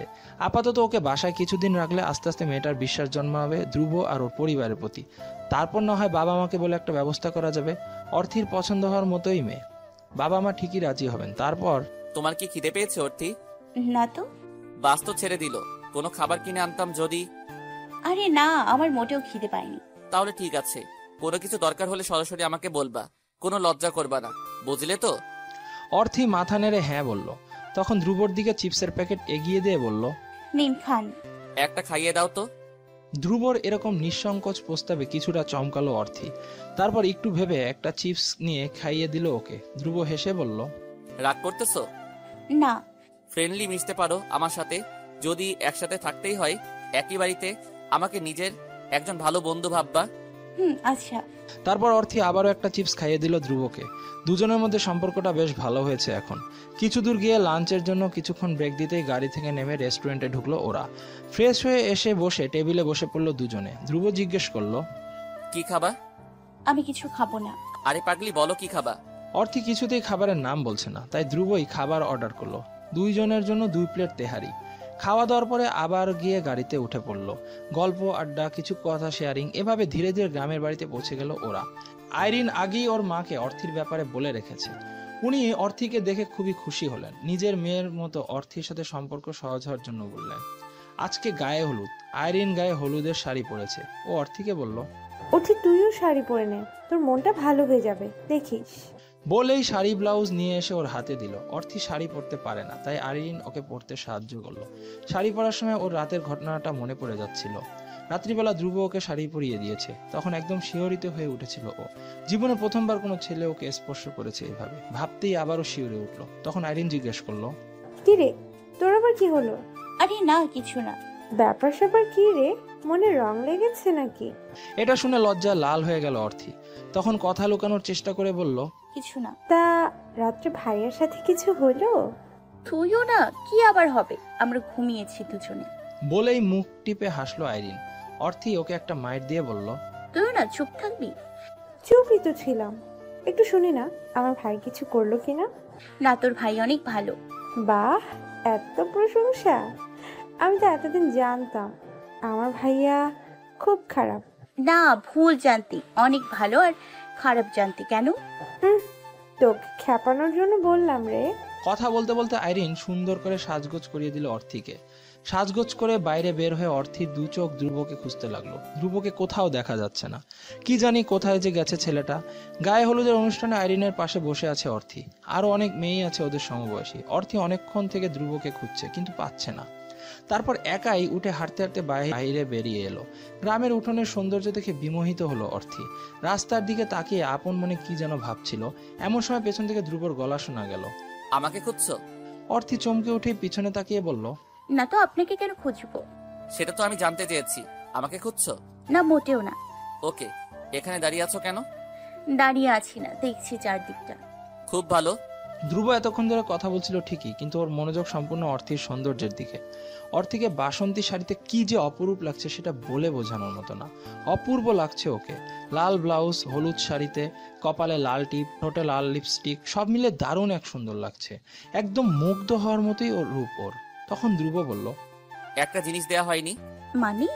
একটা জিনিস কমতি আছে তোমার মাঝে, সাজগোজ থেকে বাদ পড়েছে। কি জিনিস? একটু দাঁড়াও, আমি আসছি। অর্থি দাঁড়িয়ে রইল কৌতূহলী হয়ে। ধ্রুব কি আনতে গেল? বাড়ির উঠোনে সুন্দর করে ডেকোরেশন করা হয়েছে। অর্থি তাকিয়ে দেখতে লাগলো সেসব। ধ্রুব পিছনে দাঁড়িয়ে বলল, একদম নড়বা না। অর্থি মাথা নেড়ে বলল, আচ্ছা, নড়বো না। তখন ধ্রুব খুব সুন্দর করে সযত্নে অর্থির খোপায় একটা ফুল গুজে দিতে লাগলো। আর দূরে দাঁড়িয়ে আইরিন সেটা ছবি তুলে নিল। ছবিটা দারুণ উঠেছে, এটা দেখে ওদেরকে খেপানো যাবে খুব। ধ্রুবকে ফুল নিয়ে ছুটতে দেখেই ও পিছু পিছু চলে এসেছে। তখন অর্থি অবাক হয়ে বলল, ফুল? থ্যাঙ্কস। আরে থ্যাঙ্কস বলতে হবে না। আচ্ছা, এবার ঠিক আছে? একদম ঠিক আছে। তার একটু পর ধ্রুব অর্থির হাত ধরে ফেললো। নখগুলো কেমন খালি খালি লাগছে না? নেল পালিশ দিতে? আমি নেল পালিশ দিই না। কেন? ভালো লাগে না আমার ওসব বিরক্তিকর ব্যাপার স্যাপার। ও আচ্ছা, আর কি কি ভালো লাগে না? লিপস্টিক, এক্সট্রা জিনিসপত্র। এসব ভালো লাগে না এরকম মেয়ে খুব কম আছে। হ্যাঁ, সেই রকম মেয়েদের মধ্যে আমি একজন। তাই তো দেখছি। সত্যি অর্থী, তোমার তুলনা তুমি নিজেই। তোমার সাথে আর কারো তুলনা চলে না। এত প্রশংসা করতে হবে না। এরপর এরা দুজন এভাবে কথা বলছে আর আইরিন দূর থেকে দাঁড়িয়ে দাঁড়িয়ে দেখছে। অনেকক্ষণ বাইরে কথা বলার পর দুজনে বাসার ভিতরে চলে গেল। গায়ে হলুদের পর কনেকে গোসল করানো হয়ে গেলে একটা সাংস্কৃতিক অনুষ্ঠান শুরু হয়ে গেল। ছোট ছোট বাচ্চারা সেখানে নাচলো, গাইলো, বড়রাও নাচে অংশ নিল। ধ্রুবর কাজিনরা সবাই অর্থিকে একটা গান গাওয়ার জন্য খুব করে অনুরোধ করলো, কিন্তু অর্থি কিছুতেই গান গাইবে না। ধ্রুব নিজেও ওকে জোর করলো গান গাওয়ার জন্য। তখন ধ্রুবকে খুশি করার জন্য অর্থি গাইতে আরম্ভ করলো। এইটুকু গেয়ে অর্থি থামলো, তাকালো ধ্রুবর দিকে। এতক্ষণ ধ্রুব অবাক হয়ে ওর গান শুনছিল। অর্থি এত সুন্দর গান গাইতে পারে এটা ওর কল্পনারও অতীত ছিল। ও স্বপ্নেও ভাবেনি অর্থির গানের গলা এত ভালো হবে। ধ্রুব তখন ইশারা করলো আবারও গান গাওয়ার জন্য। অর্থি আবারও গাইতে আরম্ভ করলো। গান শেষ করতেই সবাই হাততালি দিল। ওর কাজিনরা প্রশংসা করতে লাগলো অর্থির আর ওর গানের। এরই মধ্যে কয়েকটা মেয়ের সাথে অর্থির বেশ ভাব জমে গেছে। ধ্রুবর কাজিন নীল অর্থিকে বারবার ফলো করছে, মেয়েটাকে অনেক মনে ধরেছে ওর। অনুষ্ঠান শেষ হতে হতে অনেক রাত হয়ে গেল। তারপর রাতে সবাই মিলে আড্ডায় বসলো। আড্ডায়ও খুব মজা হচ্ছিল। অর্থি হঠাৎ উঠে একটু অন্যদিকে গেল। খেয়াল করলো ধ্রুব, ও নিজেও অর্থির পিছু পিছু আসলো। অর্থি এসে যে রুমে উঠেছে সেটা ব্যালকনি থেকে দাঁড়িয়ে একটু শ্বাস নিতে লাগলো। ধ্রুব ছুটে এসে বলল, অর্থী, এনি প্রবলেম? অর্থি তখন ধ্রুবের মুখের দিকে তাকিয়ে বলল, না তো। তোমাকে এমন আপসেট দেখাচ্ছে কেন? কি হয়েছে অর্থী? কিছু হয়নি। তোমার কি শরীর খারাপ? না, আমার কিছু হয়নি, একদম ঠিক আছে। আমার একটু মনে হচ্ছে কিছু হয়েছে তোমার। হঠাৎ এমন আপসেট দেখাচ্ছে তোমাকে, বলবে কি হয়েছে? আসার পর থেকে খুব আনন্দে ছিলাম, কিন্তু আমার না নিজেকে খুব অসহায় লাগছে। আমার কেউ নেই এখানে। আমার এই পৃথিবীতেই বা আমার কে আছে? ধ্রুব তখন একটু কাছে এগিয়ে এসে অর্থির হাত ধরে বলল, এরকম ভাবছো কেন? আমি আছি না? ধ্রুবর এই রকম আচরণে অনেকটাই অবাক হলো অর্থি। ও ইতিমধ্যে বুঝে গেছে ধ্রুব ওকে ভালোবেসে ফেলেছে, তবুও জিজ্ঞেস করলো, আমার জন্য আপনারা তো মায়া কেন? আমি অসহায় বলে? কি বলো এসব? তোমাকে আমি মন থেকে ভালোবাসি। কি বললেন? ধ্রুব চমকে গেল আর একটু বলল, না, কিছু না। আমি কিন্তু শুনেছি। আমি কিছু বলিনি। বললে তো শুনবা, তাই না? অর্থি এবার একটু হাসার চেষ্টা করে বলল, আমার সত্যি নিজেকে খুব অসহায় লাগছে। আমার পাশে আপনি সত্যি সত্যি থাকবেন তো? বলেছি না আমাকে ভালো বন্ধু ভাববা। আচ্ছা, ঠিক আছে। তারপর ধ্রুব আর কিছু না বলে দাঁড়িয়ে রইল। কিছুক্ষণ পর অর্থি বলল, আমার না খুব পেট ব্যথা করছে। সে কি, কেন? মনে হয় গ্যাস্ট্রিক থেকে এমন ব্যথা হচ্ছে। তুমি শিওর? অনেকটা। আগে বলবা না কখন থেকে এমন হচ্ছে? একটু আগে থেকে। ধ্রুবকে একটু চিন্তিত দেখালো। ও উত্তেজিত হয়ে বলল, আচ্ছা, একটু ওয়েট করো, আমি এক্ষুনি ওষুধ নিয়ে আসছি। কোথায় যাবেন? বাজারে। এখানে বাজার খুব কাছেই, যাবো আর আসবো। আমার অতটা সমস্যা হচ্ছে না, ওষুধ খেতে হবে না। সব সময় বেশি বুঝো কেন? আমি নিয়ে আসছি। আপনাকে কষ্ট করে যেতে হবে না। আমি বাইক নিয়ে দ্রুত যাবো আর আসবো, চিন্তা করো না। তুমি শুয়ে থাকো। আমিও যাব আপনার সাথে। তোমার পেট ব্যথা করছে না? তুমি থাকো বাসায়, শুয়ে থাকো। না, আমিও যাব আপনার সাথে। বাইরে খোলা হাওয়া থেকে ঘুরে আসলে ভালো লাগবে। আর রাত হয়েছে তো, মনটাও ফুরফুরে হয়ে যাবে। তখন ধ্রুব একটু ভেবে বলল, আচ্ছা তবে আসো। তারপর ওরা বাইরে এসে বাইক নিয়ে বাজারে যাওয়ার উদ্দেশ্যে বের হলো। রাত নেমেছে অনেক আগেই, চারদিকে অন্ধকার করে এসেছে। ধ্রুব জোরে বাইক ছেড়ে দিয়ে অর্থিকে বলল, চেপে ধরো, নয়তো পড়ে যাবা। বলেই হেসে ফেললো। অর্থিও মুচকি হেসে ওর পেটে হাত রেখে শক্ত করে ধরলো। এখন পেট ব্যথা করলেও বেশ ভালো লাগছে মনটা। বাইকে বেশ ফুরফুরে বাতাসে অর্থির চুল উঠছে, ওড়না উঠছে, সাথে মনটা উঠছে। অর্থি যত শক্ত করে চেপে ধরেছে ধ্রুবর তত ভালো লাগছে। ও মনে সুখে বাইক চালাতে লাগলো। বাজারের দিকে না গিয়ে অন্যদিকে মন নিল ও। সামনেই বাজার, কিন্তু এখন যেতে ইচ্ছে করছে না। অর্থির সাথে আরো কিছুক্ষণ থাকতে ইচ্ছে করছে। মেয়ে নিয়ে এর আগে কখনো বাইকে চাপেনি ও। এক অন্যরকম ফিল কাজ করছে। অর্থিও শক্ত করে চেপে ধরে ধ্রুবর পিঠে মাথা রাখলো। ধ্রুবর গায়ের সাথে ওর শরীরটা লেগে যাচ্ছে। ধ্রুবর কেমন যেন ফিলিংস হচ্ছে। তখন অর্থি বলল, আমার খুব ইচ্ছে আমার বরের একটা বাইক থাকবে, আর আমি তার পেছনে বসে ঘুরে বেড়াবো। বাহ, এখন বাইকে উঠে এই ইচ্ছে হচ্ছে নাকি? আরে না, আগে থেকেই ছিল। ও আচ্ছা, আর কি কি ইচ্ছে আছে? মাঝখানে সে খুব জোরে ব্রেক করবে, আর আমি। কথাটা বলা শেষ করার আগেই ধ্রুব খুব ব্রেক করলো, আর সাথে সাথেই চমকে উঠে আরো জোরে ওকে চেপে ধরলো অর্থি। এভাবে দুজনে বাইকে অনেকক্ষণ ঘুরে বেড়ালো।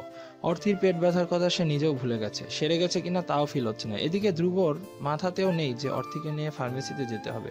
অনেকক্ষণ পর ধ্রুবর ফোন বেজে উঠলো। ও বাইক থামিয়ে ফোন বের করে দেখলো আইরিন কল দিয়েছে। রিসিভ করতে ওপাশ থেকে আইরিন বলল, ভাইয়া তুই কই? অর্থি কি তোর সাথে আছে? স্বর্গে। বলেই ফোন রেখে দিল ধ্রুব। তখন অর্থি বলল, কল কাটলেন কেন? কিছু হয়তো বলতো। এরপর ওর মনে পড়লো অর্থির জন্য ওষুধ নিতে হবে। কি পরিমাণ আত্মভোলা সে, এটা ভেবে হাসলো দুজনে। তারপর ফার্মেসিতে এসে ওষুধ নিল। যদিও এখন আর অর্থির পেট ব্যথা করছে না। তারপর ওষুধ নিয়ে আবারও বাইক স্টার্ট দিয়ে বাসায় ফিরে আসলো। বাসায় এসে রাতের খাবার খেয়ে সবাই আবারও আড্ডায় বসলো। সবাই মিলে আড্ডা হচ্ছে, হাসাহাসি হচ্ছে। অর্থি বারবার আর চোখে তাকাচ্ছে ধ্রুবর দিকে। ধ্রুব ইশারায় অর্থিকে একটু আড়ালে আসতে বলল। অর্থি নিজের রুমের বেলকনিতে চলে গেল। সবাই বাইরে নিজেদের মতো ব্যস্ত, কেউ বা আড্ডায় ব্যস্ত, কেউ বা বিয়ে বাড়ির কাজে, কেউ বা বিশেষ করে কারোর সাথে বসে গল্প করছে। অর্থি রুমের ওদিকে কেউ নেই। রুমে ব্যালকনিতে দাঁড়াতেই ধ্রুব গিয়ে দাঁড়ালো সেখানে। অর্থি জিজ্ঞেস করলো, কি জন্য আসতে বললেন? তোমাকে খুবই সুন্দর দেখাচ্ছে অর্থি। এটা বলার জন্য? হুম, একটু ভালো করে দেখার জন্য। আচ্ছা। তখন ধ্রুব এক পা এগিয়ে আসলো অর্থির দিকে, আর অর্থি দুই পা পিছিয়ে গেল পেছনে।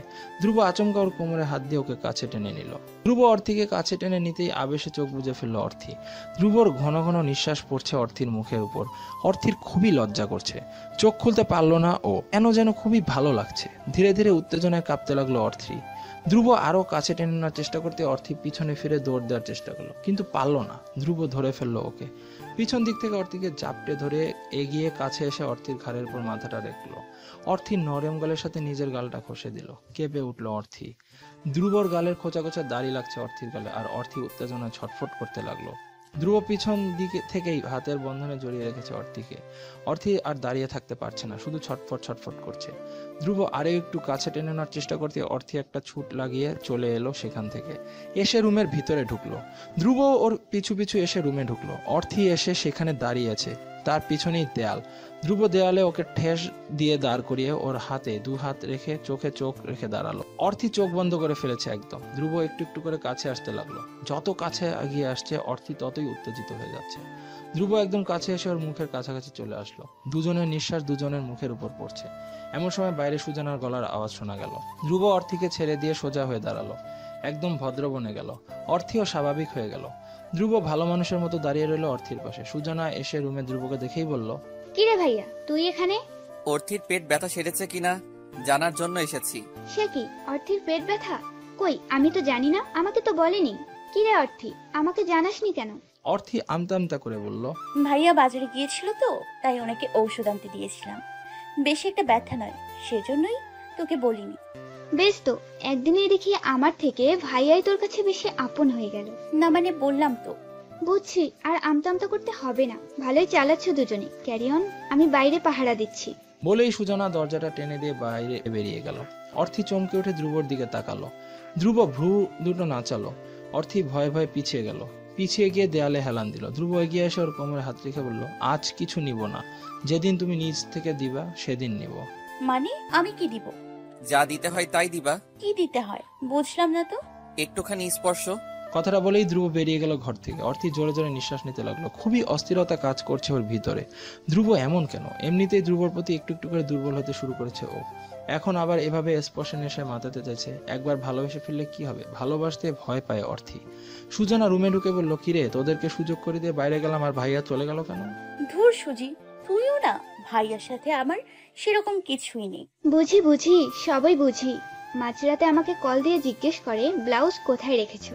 বাবা, শাড়িও পরে দিয়েছিল নাকি? অর্থি লজ্জা পেয়ে বলল, আরে না, শাড়ি পরে পড়াতে যাবে? আমি তো জানতাম তুই শাড়ি পরতে পারিস না। বল না রে, ভাইয়া পরিয়ে দিয়েছে। সুজানা, তুইও না কি শুরু করলি? অর্থি এসে বিছানায় শুয়ে পড়ল। শুয়ে ভাবতে লাগলো গত রাতের কথা। রাতে ধ্রুব শাড়ি পরিয়ে দিয়েছিল। ওর উষ্ণ হাত অর্থির তলপেট স্পর্শ করেছে। ভাবতেই শিউরে উঠল অর্থি। ধ্রুব কাছে এলে ওর কেন এত ভালো লাগে বুঝতে পারে না ও। তবে কি সে ধ্রুবর প্রেমে পড়ে যাচ্ছে? উফ, আর ভাবা যাচ্ছে না।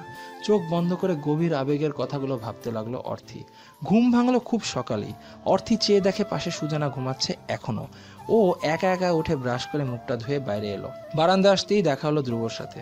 ধ্রুব অর্থির জন্যই দাঁড়িয়ে অপেক্ষা করছিল। অর্থিকে দেখে বলল, good morning ma'am. Good morning. বাইরে হাঁটতে যাবেন? চলুন। অর্থি ধ্রুবর সাথে সাথে বাইরে হাঁটতে বের হলো। ধ্রুব বাড়ি থেকে বের হয়ে ওকে নিয়ে গ্রামের রাস্তা ধরে হাঁটতে লাগলো। রাস্তার দুপাশে ইউক্যালিপটাস গাছ লাগানো, বেশ সুন্দর রাস্তা। ভালো লাগছে অর্থির। অর্থি বলল, গ্রামে তো সুন্দর কেন? গ্রামে সবকিছু প্রাকৃতিক, সেই জন্য সুন্দর। এনিওয়ে, রাত্রে ভালো ঘুম হয়েছে? অর্থি হাসলো, কারণ সারা রাত ও শুধু ছটফট করেছে। ঠিকমতো ঘুমাতেই পারিনি। বারবার শুধু সেই পূর্ণিমা রাতে হাতে হাত রেখে ছাদে দাঁড়িয়ে থাকার কথা মনে পড়েছে ওর। কিছুতেই ঘুম ভালো হয়নি। যখনই ঘুম এসেছে একটু পরেই ভেঙে গেছে। ধ্রুব বলল, কি ভাবছো? হ্যাঁ, ভালো ঘুম হয়েছে। আপনার ঘুম ভালো হয়নি? সারাক্ষণ যদি কেউ মাথায় ঘুরপাক খায়, রাতে স্বপ্নে এসে সুরসুরি দেয়, তাহলে কার ভালো লাগে? স্বপ্নে এসে সুরসুরি দেয় কে শুনি? কার কথা ভাবেন সারাক্ষণ? যার কথা বলছি সে কি তা জানে না? সেটা তার ব্যাপার, আমি কি বলবো? আমাকে বলুন না কার কথা ভাবছেন। কারো কথা না, থাক, আর ঢং করতে হবে না। অর্থি হাসলো ধ্রুবর কথা শুনে। দুজনে রাস্তা দিয়ে হাঁটতে হাঁটতে অনেক শাকসবজির বাগান দেখালো অর্থিকে। নানান ব্যাপার নিয়ে গল্প হলো। গ্রামের মানুষের জীবনযাপন নিয়ে কথা হলো। একসময় গল্প করতে করতে অনেক দূরে চলে এলো। তারপর আবারও বাসার দিকে হাঁটা ধরলো। বাসায় ফিরে যে যার মতো ফ্রেশ হয়ে নিল। একসাথে নাস্তা খেতে বসলো সবাই। খাওয়া দাওয়া শেষে বিয়ে বাড়ির হই হুল্লোড় আবার শুরু হয়ে গেল। আজকেই বিয়ে, বর আসবে রাতে। সমস্ত প্রস্তুতি হয়ে গেছে। অর্থি বসে এক এক করে কয়েকটা মেয়ের হাতে মেহেদি পরিয়ে দিল। ধ্রুব বাড়ির ছেলেদের সাথে ঘুরছে আর এটা সেটা কাজে হেল্প করছে। মেহেদি উৎসবের পর রং মাখামাখি শুরু হয়ে গেল। রং আর কালি একে অপরের গায়ে মাখিয়ে দিচ্ছে। এটা একটা মজা। অন্যের গালে রং মাখিয়ে দিতে বেশ আনন্দ হয়। অর্থি চুপচাপ বসে আছে। ধ্রুব এসে পিছন থেকে ওর গালে রং মাখিয়ে দিল আলতো করে। অর্থি পিছনে ফিরে ওকে দেখতে পেয়ে হাসলো। ধ্রুব আরেক গালে লাগিয়ে দিল। অর্থি ফিল করলো ওর স্পর্শ। ভালো লেগেছে ওর। আরো একবার এরকম স্পর্শ নিতে ইচ্ছা করছে। ধ্রুব ভ্রু নাচিয়ে জিজ্ঞাসা করলো, কি ভাবো? কিছু না। অর্থিও একটু রং নিয়ে ধ্রুবর গালে মাখিয়ে দিল। ধ্রুব আরেক গাল পেতে দিয়ে বলল, এই গালে দাও। অর্থি সেখানে লাগিয়ে দিল। ধ্রুব হাতে হাত পেতে দিয়ে বলল, হাতে লাগিয়ে দাও। কি শুরু করেছেন? জ্বালাচ্ছি খুব না? মাঝে মাঝে কারো কারো জ্বালানো ভালো লাগে। ধ্রুব হেসে ফেলল। এরপর আরো অনেকক্ষণ সবাই মিলে আনন্দ করলো। তারপর গোসলে গেল। গোসল করে সাজগুজু করে কনের সাথে বসে থাকতে হবে। বিয়ের কনেকে পার্লারে পাঠানো হয়েছে বউ সাজানোর জন্য। ধ্রুব খালি গা হয়ে গামছা কাঁধে নিয়ে বাইরে গেল গোসল করার জন্য। অর্থি কৌতূহলী হয়ে পিছু পিছু এলো। দেখলো কয়েকজন ছেলে মিলে ধ্রুব পুকুরে লাফালাফি করছে। ধ্রুবর ফর্সা শরীরটা দেখে কেমন যেন বুকটা চিনচিন করে উঠলো অর্থির। ইচ্ছা করতেছে ধ্রুবর বুকে গিয়ে একবার নাক ডলতে। এত সুন্দর কেন ধ্রুব? ধ্রুবর হাত দুটো দারুণ ফর্সা, বুকে অনেক ঘন ঘন লোম। কি যে সুন্দর লাগছে ধ্রুবকে, যা বলে বোঝানো যাবে না। অর্থি পুকুর পাড়ে দাঁড়িয়ে অনেকক্ষণ হাঁ করে চেয়ে রইল। তারপর বাসায় এসে নিজেও বাথরুমে গোসল করতে ঢুকলো। বারবার ধ্রুবর ভেজা শরীরটাকে মনে পড়ছে ওর। কি সুন্দর ধ্রুব দেখতে। ভেজা মুখটা কত স্নিগ্ধ লাগে ওর। ধ্রুবর ফর্সা শরীরের দিকে তাকিয়ে থাকতে থাকতে ঘোর লেগে যাচ্ছে অর্থির। ছেলেটা এত সুন্দর কেন? বুকে কি সুন্দর ঘন ঘন লোম, গালে খোঁচা খোঁচা দাড়ি, কত সুন্দর মাসল, বডি ফিগারটাও চমৎকার। প্রেমে পড়তে ইচ্ছে করছে অর্থির। ধ্রুবর সাথে হঠাৎ চোখাচোখি হয়ে গেল। অর্থি লজ্জা পেয়ে হাসলো। ধ্রুব ইশারায় ডাকলো। অর্থির লাজুক চেহারা আরো লাল হয়ে গেল লজ্জায়। লজ্জায় মুখটা লাল আভা ধারণ করলো। ধ্রুব আবারও ডাকলো। কি সাঁতার জানো? অর্থি দুদিকে মাথা নাড়লো। কেউ না থাকলে হয়তো সত্যি সত্যি ও পুকুরে গোসল করতে নেমে যেত, কিন্তু এখন পুকুরে অনেক ছেলে পেলে, ঘাটে অনেকে দাঁড়িয়ে আছে, এখন কিছুতেই গোসলে নামা যাবে না। অর্থিকে দাঁড়িয়ে থাকতে দেখে ধ্রুব বলল, হ্যাঁ। আসো সাঁতার কাটি। লজ্জা পেয়ে অর্থি দৌড় দিল বাসার দিকে, ছুটে বাড়িতে চলে আসলো।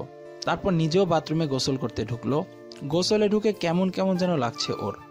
বারবার ধ্রুবর হ্যান্ডসাম শরীরটা চোখের সামনে ভেসে উঠছে। ছেলেটা এত সুন্দর, ভেজা শরীরে ওকে দেখতে আরো বেশি সুন্দর লাগে। অর্থি শাওয়ার ছেড়ে দিয়ে ভিজতে লাগলো। পুরো শরীর শিউরে উঠছে ওর। রাতে ধ্রুব যা বলেছিল সেটা বারবার মনে পড়ে যাচ্ছে। ধ্রুবর স্পর্শ পেতে ইচ্ছে করছে, ভালোবাসার নতুন খেলায় মেতে ইচ্ছে করছে, কিন্তু এত ইচ্ছেকে প্রশ্রয় দেওয়া কি ঠিক হবে? ঠিক ভালো কিচ্ছু জানি না, ধ্রুবর প্রতি একটু একটু করে আসক্ত হয়ে পড়ছে অর্থি।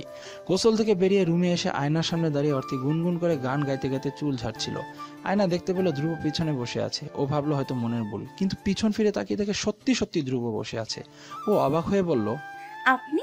তোমাকে ভেজা চুলে দারুণ দেখাচ্ছে অর্থি। অর্থি লজ্জা ঢেকে বলল, আর বলতে হবে না। আপনি এখানে? কথা বলতে আসলাম। তখন ওভাবে তাকিয়েছিলা কেন আমার দিকে? কখন? গোসলের সময়। আপনাকে খুব হ্যান্ডসাম লাগছে। প্রেমে পড়ে যাচ্ছ নাকি? অর্থি মুখটা বাঁকা করে বলল। না, প্রেমে পড়তে বইই গেছে আমার। বলেই অর্থি আয়নার দিকে তাকালো। ধ্রুব এসে পিছনে দাঁড়িয়ে তোয়ালে দিয়ে ওর চুল মুছে দিতে দিতে বলল, ঠিক মতো চুলও মুছতে পারে না মেয়েটা। কি করছেন? কেউ এসে দেখে ফেলবে তো। কে আসবে? এই রুমে শুধু তুমি আর সুজানা থাকো। আহা, বিয়ে বাড়ি তো। বিয়ে বাড়িতে কে কখন কোথা থেকে চলে আসে। ও আচ্ছা, আমাদের বাসায় গিয়ে তাহলে চুল মুছে দিব? সেখানে তো আর কেউ আসবে না। সকালেই আব্বু আম্মু অফিসে চলে যায়, সুজানা ক্লাসে, আর আমি বাসায় বসে বসে না হয় আপনার চুল মুছবো। অর্থি একদম লজ্জায় কুকড়ে যাচ্ছিল। বলল, কি যে বলেন না। কি যে বলেন না? একা খুব তো লুকিয়ে লুকিয়ে তাকাচ্ছিল আমার দিকে। আমি কি বুঝি না ভেবেছ?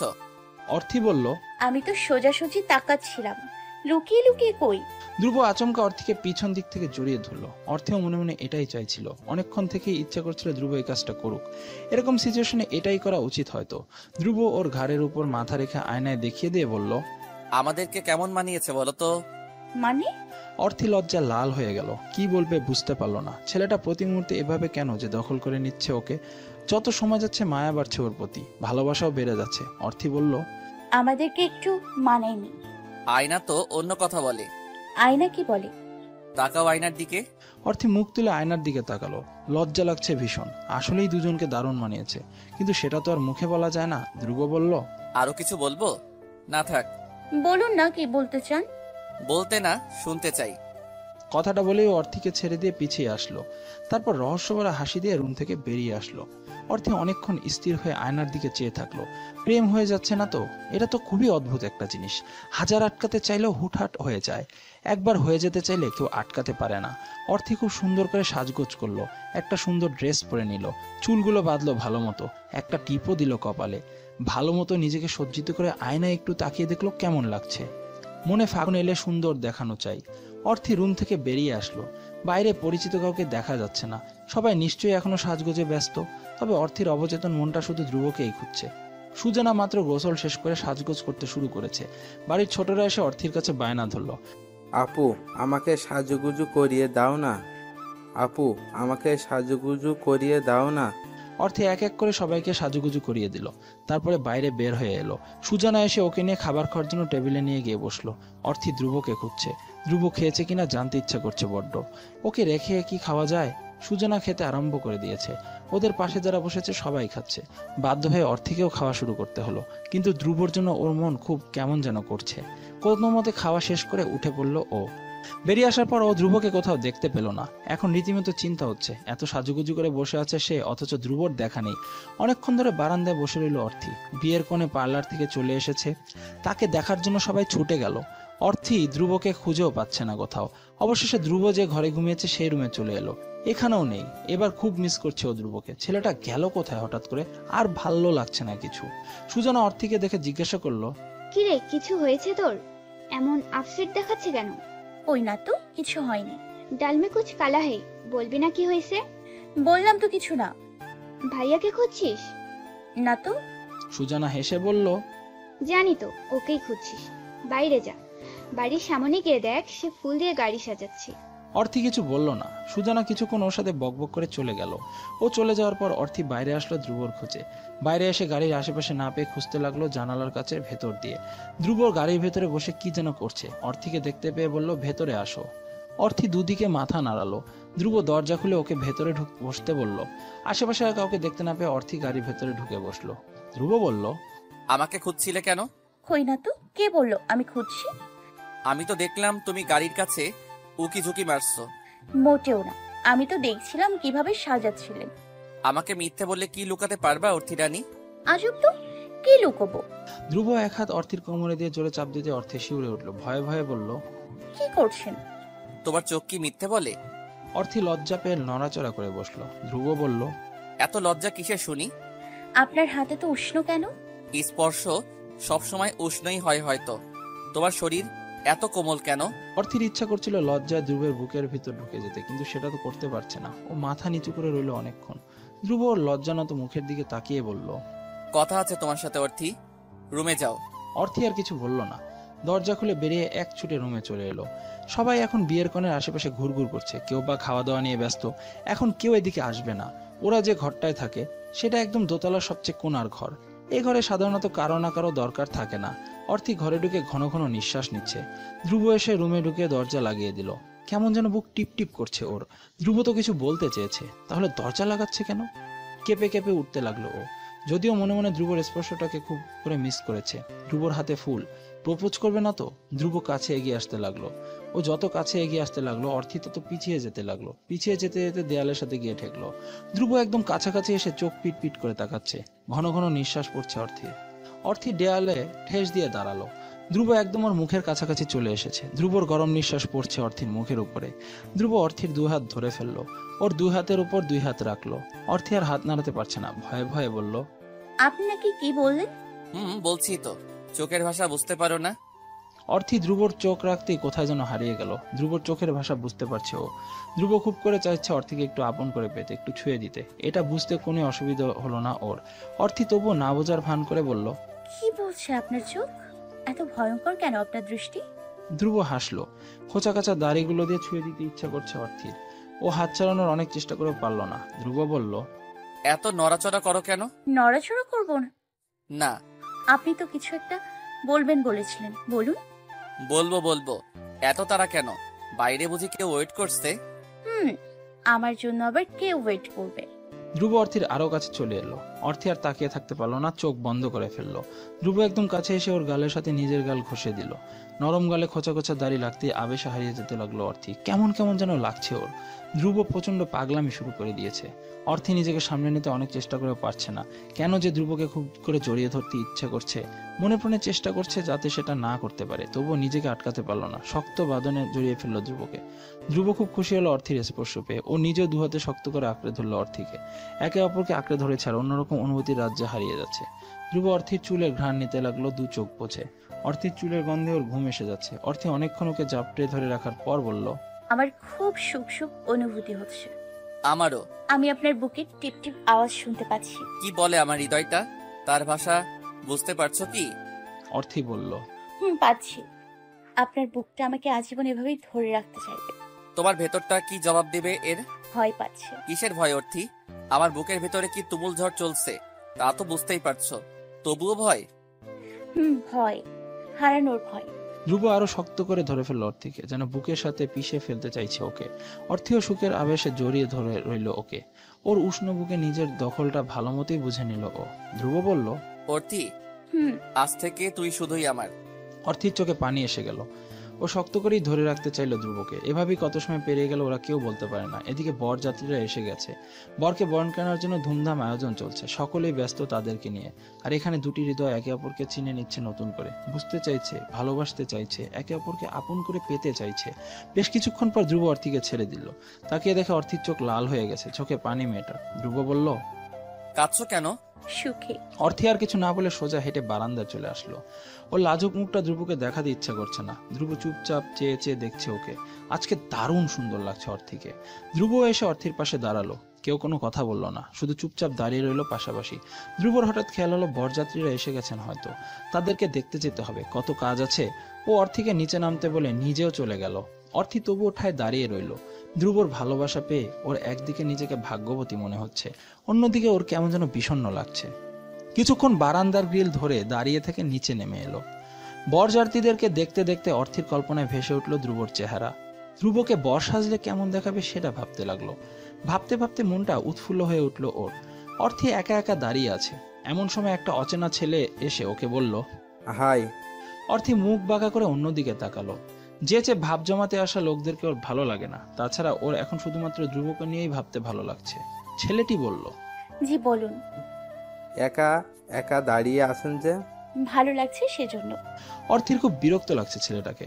পাশে দাঁড়িয়ে দাঁত কেলে হাসছে আর ওর দিকে তাকাচ্ছে বারবার। ছেলেটি বলল, আপনার নাম যেন কি? আপনি কে? এত কিছু জিজ্ঞেস করছেন কেন? আমি মানুষ। মানুষ সেটা তো দেখতেই পাচ্ছি, এত কিছু জিজ্ঞেস করছেন কেন? জানা যাবে না? অর্থির মুখে বিরক্তিকর ছাপ ফুটে উঠল। ও বিরক্ত হয়ে সেখান থেকে চলে আসলো। আজকালকার ছেলেপেলেগুলো কেমন যেন, এরকম যেচে গায়ে পড়ে ভাব জমাতে আসা ছেলেদের দেখলে অসহ্য লাগে ওর। অর্থির কিছু ভালো লাগছে না। এ বিয়ে বাড়িতে কাউকে চেনে না ও। চেনা পরিচিত মানুষদের মধ্যে একজন সুজানা, আর প্রিয় মানুষদের একজন হচ্ছে ধ্রুব। কোনো এক অজানা কারণে ধ্রুবকে খুব আপন করে নিয়েছে এত কম সময়ের মধ্যে। ধ্রুবকে খুবই আপন আপন লাগে ওর। শুধুমাত্র ধ্রুব আছে বলেই ভালো লাগছে, নয়তো এটুকু ভালো লাগাও থাকতো না। ওর জীবনটা বড্ড বিষাদময়। অর্থি বিয়ের মণ্ডপের পাশে এসে দাঁড়ালো। বিয়ে পড়ানো হচ্ছে। কনেকে সবাই বারবার কবুল বলতে বলছে, কিন্তু কোনো কিছুতেই কবুল বলছে না। অর্থি চেয়ে চেয়ে দেখছে একদিন ওরও ঠিক এভাবেই বিয়ে হবে। কবুল বলে একজন অচেনা মানুষকে আপন করে নিতে হবে। কনেকে সবাই বারবার কবুল বলার পর অনেকক্ষণ সময় নিয়ে সে কবুল বলল। সবাই খুশি হয়ে উঠল। বলো কবুল। কথাটা শুনে চমকে পিছনে ফিরে তাকিয়ে দেখলো ধ্রুব। অর্থি লাজুক চেহারায় নত মুখে বলল, কেন বলবো? আহা, বলতেই তো হবে, অযথা দেরি করে লাভ কি? আপনি সবসময় এত দুষ্টুমি কেন করেন? এখনো তো দুষ্টুমির কিছুই করিনি ম্যাম, শুরুই করলাম না, তাদের যদি এমন কথা বলেন। কিভাবে দুষ্টুমি করতে হয় শুনি। একটু কাছে পেলে দেখিয়ে দিব। অর্থি লজ্জা পেয়ে একটা ছুট দিল। ধ্রুব ওর পিছু পিছু এসে ধরে ফেললো ওকে। বারান্দায় এই সেটটা একদম ফাঁকা। ধ্রুব ওর পেটে হাত দিয়ে আলতো করে স্পর্শ করে ওকে কাছে টেনে নিল। ধ্রুবর বুকের উপর এসে পড়লো অর্থি। নিজেকে সামনে নিয়ে একটু সোজা হয়ে দাঁড়াতে যাবে, এমন সময় ধ্রুব দু হাতে চেপে ধরে ফেললো ওকে। অর্থি ভয়ে ভয়ে বলল, এভাবে কাছে আসতে হয় না। কেন হয় না? অর্থি চুপ করে রইল, কিছু বলল না। ধ্রুব ওকে বুকের উপর নিয়ে দেয়ালে ঠেস দিয়ে দাঁড়ালো। অর্থি নিঃশ্বাস পড়ছে ওর বুকের উপর। ধ্রুব বলল, আমাকে একটা কথা বলবো অর্থি? হ্যাঁ বলুন, কি কথা? আমি কি তোমার সাথে অন্যায় করছি কোনো? হঠাৎ এই প্রশ্ন কেন? অর্থি একদম ধ্রুবের মুখের সাথে মিশে গেছে। মাথাটা তুলে ধ্রুবর মুখের দিকে তাকিয়ে প্রশ্ন করলো ওকে। ধ্রুব জবাব দিল, আজকালকার দিনের ছেলেরা ভালো হয় না। তুমি আমাকে ফ্রড ভাবতে পারো, বাজে ছেলে ভাবতে পারো, সে কারণে জিজ্ঞেস করলাম আর কি। আমার আচরণ কি তোমাকে কখনো কষ্ট দেয়? অর্থি মুখটা ওর বুকে লুকিয়ে বলল, সেটা বোঝেন না? আপনার আচরণ আমার কেমন লাগে জানেন আপনি? বুঝতে তো পারি, তবু ভয় হচ্ছে। এই যে এত কিছু করছি, এভাবে কাছে টেনে নেই, কত রকম দুষ্টুমি করি, তোমার কি আমার প্রতি রাগ হয় অর্থি? অর্থি বলল, না, একদম রাগ হয় না, তবে আমারও ভয় হয়। কি ভয় হয়? যদি হঠাৎ আসা হাওয়ার মতো হঠাৎ হারিয়ে যান। সেই ভয়টা আমি যদি দূর করে দেই? তবুও হবে একটু ভয়। কেন হবে? এইটুকু ভয় থাকতে হয়, না থাকলে যে প্রাপ্তির সুখটুকু অর্জিত হয় না। প্রাপ্তির সুখটুকু পেয়েছো? জানি না, যেটুকু পেয়েছি তাতেই বুঝেছি এতে কত সুখ, কত আনন্দ। আর পেতে চাও না? চাই। ধ্রুব অর্থির মুখটা দু হাতে চেপে ধরে তুলে তুলল। অর্থির আবেশ পেয়ে চোখ বুজে রইল। ধ্রুব অর্থির নাকের সাথে নাক ঘষে দিয়ে বলল, অনাবিল সুখে আছে এতে, নিতে চাও না? হুম। ধ্রুব অর্থির মুখটা একদম কাছে নিয়ে এনে নিজের দুই ঠোঁট দিয়ে অর্থির ঠোঁট ছুঁয়ে দিল। অর্থি চোখ বন্ধ করে রইল, কিন্তু ওর চোখে পানি এসে গেছে। টপ করে এক ফোঁটা অশ্রু গড়িয়ে পড়লো ওর চোখ দিয়ে। ধ্রুব আলতো করে চুমু খেতে লাগলো ওর ঠোঁটে। দুটো মানুষের ঠোঁট মিশে একাকার হয়ে গেছে। অনেকক্ষণ ধরে চুমু দেওয়ার পর ছেড়ে দিল অর্থিকে। ছাড়া পেয়ে অর্থি জোরে জোরে শ্বাস নিতে লাগলো। ধ্রুবকে জড়িয়ে ধরলো দু হাতে। ধ্রুব ওকে শক্ত করে ধরে রইল। ভয় পেও না অর্থি, আমি কখনো তোমাকে ছেড়ে যাব না। যারা আগে আগে কথা দেয় ছেড়ে যাবে না, তারাই আগে চলে যায়। আমাকে অন্তত তাদের দলে ফেলো না। তাদের দলে আপনি পড়েন না, সেটা কিভাবে বুঝবো? আমাকে বিশ্বাস করো তুমি। বিশ্বাসের জোরে একটা সম্পর্ক টিকে থাকে। যদি বিশ্বাস না পাও তাহলে কিভাবে হবে বলো? Trust me. অর্থি ধ্রুবের বুকের হার্টবিট শুনতে পাচ্ছে। সেই শব্দ শুনতে ভালোই লাগছে ওর। ও বলল, বিশ্বাস করি, আরো করতে চাই, কিন্তু সে ভরসাটুকু আপনাকেই দিতে হবে। আমি ভরসা দিতে প্রস্তুত। তোমার ভালোবাসা পেলে সবই ভেঙে গুড়িয়ে দিতে পারি। সব নিয়ম ভেঙে আমি তোমার হতে চাই অর্থি। আমাকে বিশ্বাস করো। অর্থি স্বস্তির নিঃশ্বাস ফেলল। ধ্রুবর স্পর্শ ক্রমাগত পাগল করে দিচ্ছে ওকে। ধ্রুবের হাতের স্পর্শ, ঠোঁটের স্পর্শ, নিঃশ্বাস সবকিছুই পাগল করে দিতে শুরু করেছে ওকে। একদম মনের আকর্ষণ, অন্যদিকে প্রবল দৈহিক আকর্ষণ অনুভব করছে ওর প্রতি। ধ্রুবরও একই অবস্থা। অর্থির মতো একজন মেয়েকে এভাবে পেয়ে নিজেকে খুব ভাগ্যবান মনে হচ্ছে ওর। ইচ্ছা করছে অর্থিকে বারবার ছুঁয়ে যেতে, ভালোবাসতে। দুজন দুজনকে জড়িয়ে ধরে অনেকটা সময় পার করে দিল। বিয়ে বিদায়ের সময় কোণে সবাইকে ধরে ধরে কাঁদছিল। অর্থির খারাপ লাগছে দৃশ্যটা দেখতে। কোণে বিদায়ের দৃশ্য খুবই করুণ, কিন্তু ধ্রুব ওর দিকে তাকিয়ে বারবার দুষ্টুমি ভরা হাসি দিচ্ছে। ওর হাসি দেখে অর্থেরও হাসি পেয়ে যাচ্ছে, কিন্তু এরকম সিচুয়েশনে হাসতে দেখলে সবাই কি ভাববে তাই হাসতে পারছে না। কোণে বিদায় নিয়ে হয়ে গেল। বরযাত্রীরা চলে গেছেন সবাই। বাড়িটা এখন নিস্তব্ধ। গত রাতে যেমন হই হুল্লোড় ছিল আজকে আর তা নেই। আজকে পুরো বাড়ি নীরব। সবাই যে যার মতন শুয়ে পড়েছে। কেউ বা বাইরে বসে গল্প করছে, কিন্তু তেমন কোনো সারা শব্দই নেই। অর্থি ও ধ্রুব অনেকক্ষণ দোতলায় বারান্দায় বসে খুনসুটি করলো। তারপর সুজনা শুতে আসলে অর্থিকেও বাধ্য হয়ে উঠতে হলো। শুয়ে শুয়ে দুই বান্ধবী গল্প করছিল। সুজনা হঠাৎ জিজ্ঞেস করলো, তোদের মতে কত দূর এগোলো বলতো? মানে চুমুটুমু খেয়েছিস? অর্থির বেস্ট ফ্রেন্ড সুজানা। তবুও ও লজ্জা পেয়ে গেল। বলল, এটা কেমন প্রশ্ন সুজি? আমাদের মাঝে সেরকম কোনো সম্পর্ক নেই, আমরা জাস্ট ভালো বন্ধু।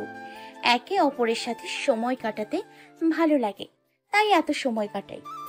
কিন্তু আই থিঙ্ক ভাইয়া তোকে লাভ করে, আর তুইও মেবি সেটা জানিস। অর্থি নিশ্চুপ হয়ে রইল, কিছু বলল না। সুজানা বলল, ভাইয়া তোকে লাভ করে কিনা বল। করে। আমি তো রাইট, তাহলে তুই করিস না? না। তোর চোখ মুখ তো অন্য কথা বলে। সত্যি করে বল তো, করিস কিনা? তোর কি ভাইয়ার প্রতি সেরকম কোনো ফিলিংস কাজ করে? অর্থি তবুও নিশ্চুপ হয়ে রইল, কোনো জবাব দিতে পারল না। সুজানা অর্থির হাত ধরে বলল, আমি তোর বেস্ট ফ্রেন্ড অর্থি, আমাকে শেয়ার কর, বল তোর মনে কি চলে। অর্থি মৃদুস্বরে বলল, আমিও বোধহয় ওর প্রেমে পড়েছি রে। ওর প্রতি একটু একটু করে দুর্বলতা বাড়ছে আমার। কথাটি বলে অর্থি সুজানাকে জাপটে ধরে কেঁদে দিল। কাঁদতে কাঁদতে বলল, আমি কখনো কারো প্রেমে পড়িনি রে, তুই তো সবই জানিস। আমার ওর প্রতি একটু একটু অন্যরকম অনুভূতি কাজ করতে শুরু করেছে। আমিও ওকে ভালোবাসতে শুরু করেছি রে। যত সময় যাচ্ছে আমি পাগল হয়ে যাচ্ছি ওর জন্য। কি করবো বলতো? অর্থিকে কাঁদতে দেখে ওর মাথায় হাত বুলাতে বুলাতে সুজানা বলল, কাঁদিস না রে, প্লিজ কাঁদিস না, শক্ত হ। তুই বলতো আমি কি করব? ভাইয়াকে আমি চিনি রে, ও অনেক ভালো। আমার ভাই বলে বলছি না, ভাইয়ার মাঝে একটা আদর্শ আছে, তুই ওকে বিশ্বাস করতে পারিস। তুই বলছিস? কিন্তু আমি ভয় পাচ্ছি আমাদের ফ্যামিলি মেনে নেবে কিনা সেটা ভেবে। অর্থি বলল, আমিও সেটাই ভয় পাচ্ছি। আম্মু অনেক সরল, কিন্তু আব্বু খুব বদরাগী। অর্থি সুজানাকে জড়িয়ে ধরেই বলল, তাহলে কি করব বল? এত টেনশন নিস না, এত কিছু ভেবে ভালোবাসা হয় না। যখন দুজন দুজনকে ভালোবাসতে শুরু করেছিস তখন আর পিছিয়ে আসার দরকার নাই। দেখা যাবে আগামীতে কি হয়। অর্থি বলল, পরিণতি হয়তো ভালো হবে না রে। কেন হবে না? আমরা কেউই আগাম কিছু বলতে পারি না, বুঝলি? আব্বু হয়তো ঝামেলা করতে পারে, কারণ আব্বু প্রেমের বিয়ে সমর্থন করে না। আর তাছাড়া আব্বু একটু কড়া মেজাজি, একবার যেটা বলে সেটাই করে। আব্বুর কথার নড়চড় কখনো হয় না। আমি ভয় পাচ্ছি রে। ভয় পাস না, ব্যাপারটা আড়ালে রাখ, কাউকে কিছু বুঝতে দিস না। এভাবে তোরা সামনে এগিয়ে যা, দেখা যাক সামনে কি হয়। অর্থি বলল, রে, তবু আমার ভয় হচ্ছে রে খুব। স্বাভাবিক রে, টেনশন করিস না, মনটাকে স্থির কর। আমাদের বাসায় কিছুদিন থাক, আব্বু আম্মুর মন জয় করে নে, তারপর আর ঝামেলা হবে না আশা করি। আর এখনই তো ভাই আর বিয়ে দেবে না, আরো অনেক দেরি আছে। ততদিনে সবকিছু সুন্দর হয়ে যাবে আশা করি। অর্থি স্বস্তির নিঃশ্বাস ফেলল। ধ্রুবর কথা মনে পড়ছে খুব। সুজানার ফোন থেকে ভাইয়ার নাম্বার নিয়ে ওকে কল দিল। অর্থির ভয়েস শুনে ধ্রুব কল কেটে দিয়ে কল ব্যাক করলো। অর্থি বলল, হ্যালো। ঘুমাওনি? রাত অনেক হয়েছে তো। ঘুম আসছে না। আপনি ঘুমাননি কেন? আমারও সেম। অর্থি, তোমার গলা এরকম লাগছে কেন? কই না তো। ঠান্ডা লেগেছে নাকি কান্না করেছো? সত্যি করে বলো তো। আরে সত্যি বলছি, আমার কিছু হয়নি। এতক্ষণ তো সুজানের সাথে গল্প করছিলাম। আচ্ছা, রাত অনেক হয়েছে অর্থি সোনা, তুমি এখন ঘুমাও প্লিজ। ঘুমানো দরকার তোমার, না ঘুমালে শরীর খারাপ করবে তো। অর্থি বাচ্চাদের মতন বলল, আচ্ছা ঠিক আছে, আমি ঘুমাচ্ছি। আপনিও ঘুমান, বেশি রাত জাগবেন না। কালকে সকালে ভোরে উঠলে একবার ফোন দিও, বাইরে হাঁটতে যাব। অর্থি মিষ্টি করে হেসে আচ্ছা বলে ফোন রেখে দিল। খুব ভোরেই ঘুম ভেঙে গেল অর্থির। ঘুম ভাঙতেই ধ্রুবর কথা মনে পড়ে গেল। ও বলেছিল তাড়াতাড়ি ঘুম ভাঙলে যেন ওকে জাগিয়ে দেয়। অর্থি ফোনটা নিয়ে ধ্রুবর নাম্বারে কল দিল। দুবার রিং হতেই ধ্রুব রিসিভ করে ঘুম জড়ানো গলায় বলল, এত তাড়াতাড়ি উঠে গেছো? অর্থি বলল, শুভ সকাল। শুভ সকাল অর্থি বাবুই। ঘুম কেমন হলো? ভালোই। আপনার? আমার আর ঘুম, সারা রাত স্বপ্ন দেখতে দেখতেই কেটে গেল। তাই নাকি? কি স্বপ্ন দেখলেন শুনি? ধ্রুব বলল, স্বপ্নে এক রাজকন্যা এসে আমাকে যে পরিমাণ ভালোবাসার স্পর্শ দিয়ে গেল, উফ। অর্থি লজ্জা পেয়ে বলল, তাই বুঝি? আপনার ঘুম জড়ানো কণ্ঠটা কিন্তু অনেক মিষ্টি। ধ্রুব হেসে ফেলল অর্থির কথায়। হাসতে হাসতে বলল, ছেলেদের গলা কখনো মিষ্টি হয়? খুব হয়। আপনার কণ্ঠটা এখন দারুণ পরিমাণে সুইট লাগছে। ধ্রুব হাসলো। খুব ভালো লাগছে অর্থির বাচ্চাদের মতন আদুরে করে কথা বলার ভঙ্গিটা। অর্থি বলল, তাড়াতাড়ি উঠে বাইরে বেরিয়ে আসুন,